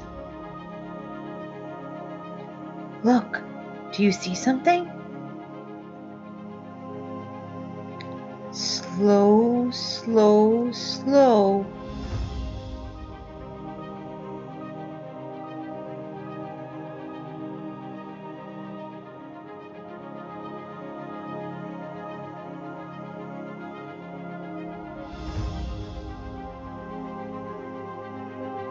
First snow.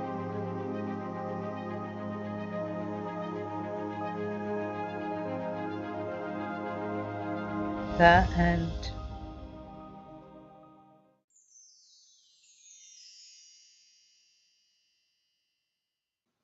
Our next book is a classic. It's called The Snowy Day, and the author is Ezra Jack Keats.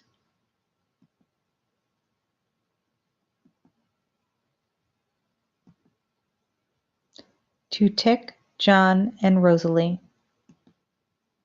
The Snowy Day.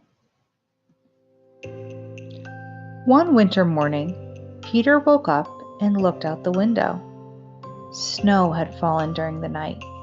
It covered everything as far as he could see. After breakfast, he put on his snowsuit and ran outside. The snow was piled up very high along the street to make a path for walking. Crunch, crunch, crunch. His feet sank into the snow. He walked with his toes pointing out like this. He walked with his toes pointing in like that. Then he dragged his feet slowly to make tracks. And he found something sticking out of the snow that made a new track. It was a stick that was just right for smacking a snow-covered tree. Down fell the snow, plop, on top of Peter's head. He thought it would be fun to join the big boys in their snowball fight, but he knew he wasn't old enough. Not yet. So he made a smiling snowman, and he made snow angels. He pretended he was a mountain climber. He climbed up a great big tall heaping mountain of snow and slid all the way down. He picked up a handful of snow and another and still another. He packed it round and firm and put the snowball in his pocket for tomorrow. Then he went into his warm house. He told his mother all about his adventures while she took off his wet socks. And he thought and thought and thought about them. Before he got into bed, he looked in his pocket. His pocket was empty. The snowball wasn't there. He felt very sad. While he slept, he dreamed that the sun had melted all the snow away. But when he woke up, his dream was gone. The snow was still everywhere. New snow was falling. After breakfast, he called to his friend from across the hall, and they went up together into the deep, deep snow.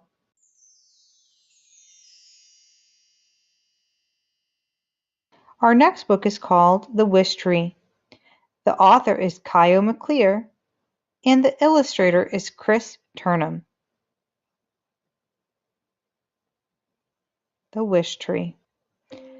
Charles wanted to find a wish tree. His brother said, "There's no such thing." His sister said, "There's no such thing." But Charles said, "What do you think, Boggin?" And Boggin thought surely there was such a thing. So the next morning, Charles and Boggin set forth. His brother said, "Bring a map." His sister said, "Don't forget a compass."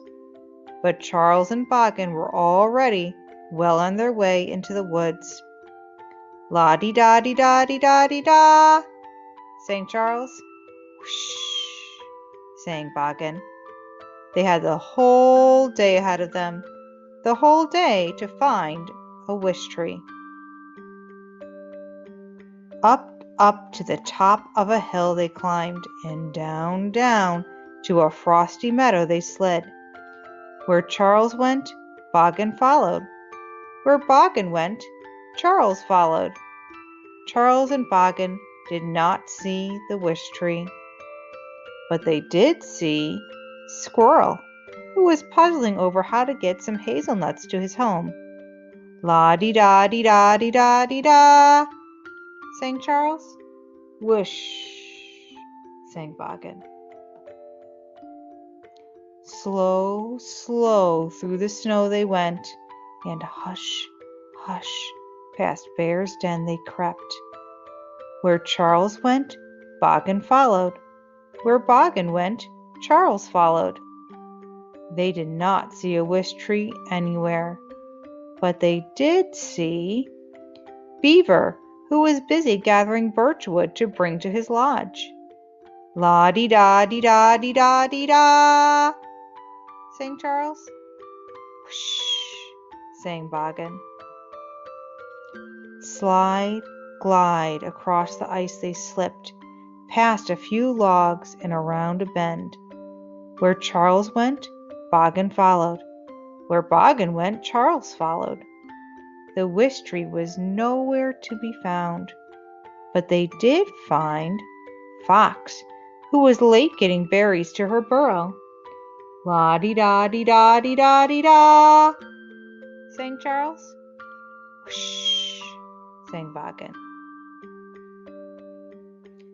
Now they had less than half a day ahead of them, less than half a day to find a wish tree.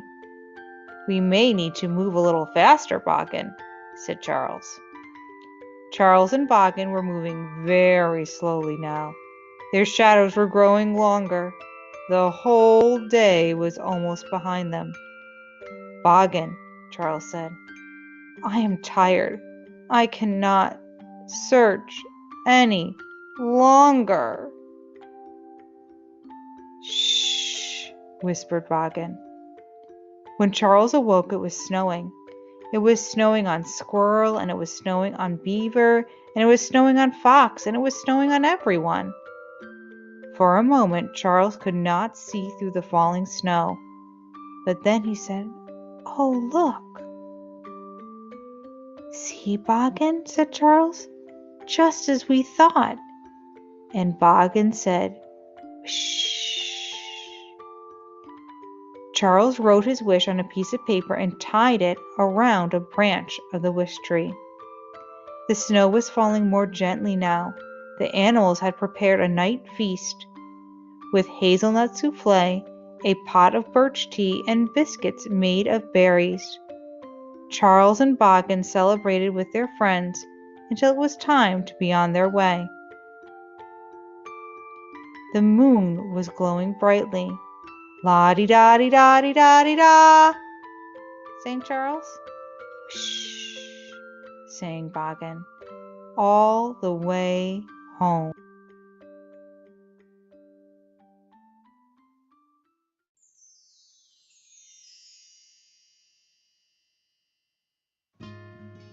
Our next book is The Hat, illustrated and written by Jan Brett. The Hat. Winter was on the way. Lisa took her woolen clothes out of the chest and carried them outside. She was hanging them up in the fresh air when a strong wind blew one of her stockings off the line. Curious Hedgie found it and poked his nose in. When he pulled it out, the stocking was stuck on his prickles. How embarrassing, Hedgie thought. The mother hen came by with her chicks. Cackle, cackle, she clucked and laughed.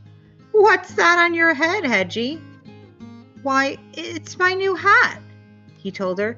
Isn't it beautiful? The mother hen cocked her head as if she had an idea, and then she ran off. Hedgie saw the noisy gander looking down at him. Honk, honk! Ho, ho, ho! The gander laughed. Look at that! The hedgehog has flipped his gizzard. Laugh today, gander, but tomorrow when it rains, my hat will keep me dry. The gander thought for a moment, and off he ran. The barn cat was watching from a tree as Hedgie tugged at the stocking.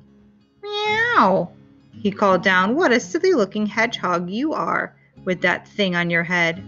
But my ears will be warm in a snowstorm. Purred the cat, and off he ran. The farm dog and her puppies found Hedgie in a patch of brambles. Hedgie, is that a hat you're wearing? How funny you look, she barked, and her puppies yelped and giggled. But I'll be cozy and dry when it snows, Hedgie said. The farm dog's ears perked up, and off she ran. Oink, oink, the piglets squealed.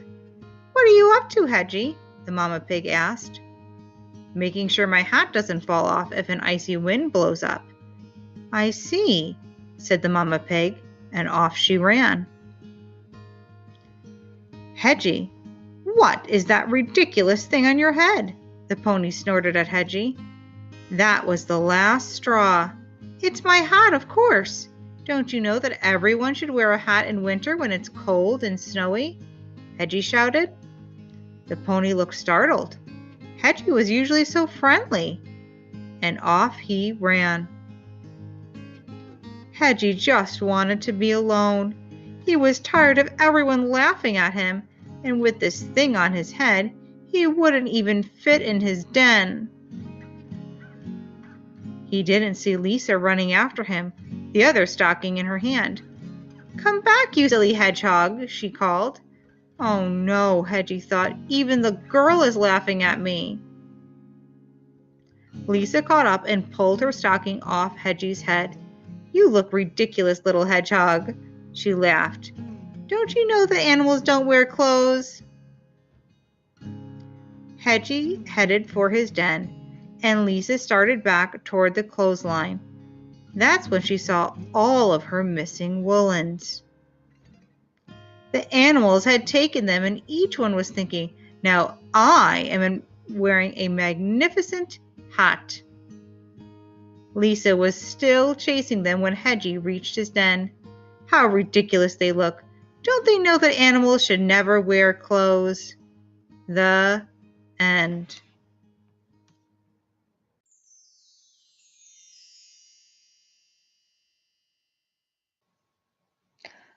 For the next book that we'll be reading, we'll be looking at the book Snowflakes Fall. The author is Patricia McLaughlin, and the illustrator is Stephen Kellogg. Before we begin, I'd like to read something from the publisher about this book. In Snowflakes Fall, Newbery medalist Patricia McLaughlin and award-winning artist Stephen Kellogg portray life's natural cycle, its beauty, its joy, and its sorrow. Together, the words and pictures offer the promise of renewal that can be found in our lives. Snowflakes fall and return again as raindrops so that flowers can grow. McLaughlin and Kellogg, who are longtime friends, were moved to collaborate on a message of hope for children and their families following the tragic events in Sandy Hook, Connecticut on December 14, 2012. Kellogg lived in Sandy Hook for 35 years. He raised his family there and was an active member of the community. With Snowflakes Fall, they have created a truly inspiring picture book that is both a celebration of life and a tribute to the qualities that make each individual unique. And without further ado, we'll begin. After the flowers are gone, snowflakes fall. Flake after flake after flake. Each one a pattern, all its own, no two the same. Snowflakes fall to sit on gardens and evergreen trees. And the tongues of laughing children, no two the same, all beautiful. Snowflakes fall, drift, and swirl together like the voices of children. Snowflakes fall on a winding river's sandy banks. On a hilltop town, on its ancient church, on its loved library, and its familiar flagpole. When snowflakes fall at night, wailing winds may blow, and frantic icy snowflakes scratch the window glass.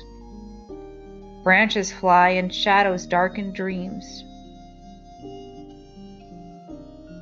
But then, when we wake in the morning light, surprise, the world shines. Snowflakes fall to quilt meadows, so we see the wandering prints of birds, rabbits, and the footprints of small red boots making sled paths, and snowmen, and forts, and fields of snow angels.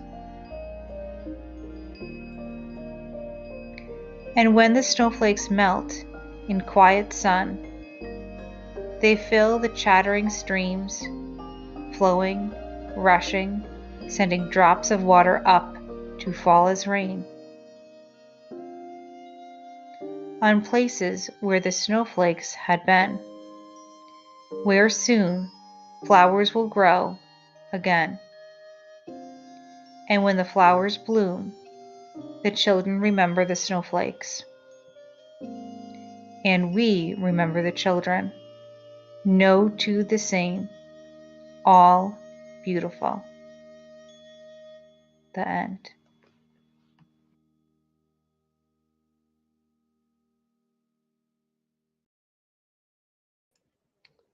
Well, I hope you all enjoyed our day of storytelling. And I want to thank you all for tuning in and staying all the way till our last story.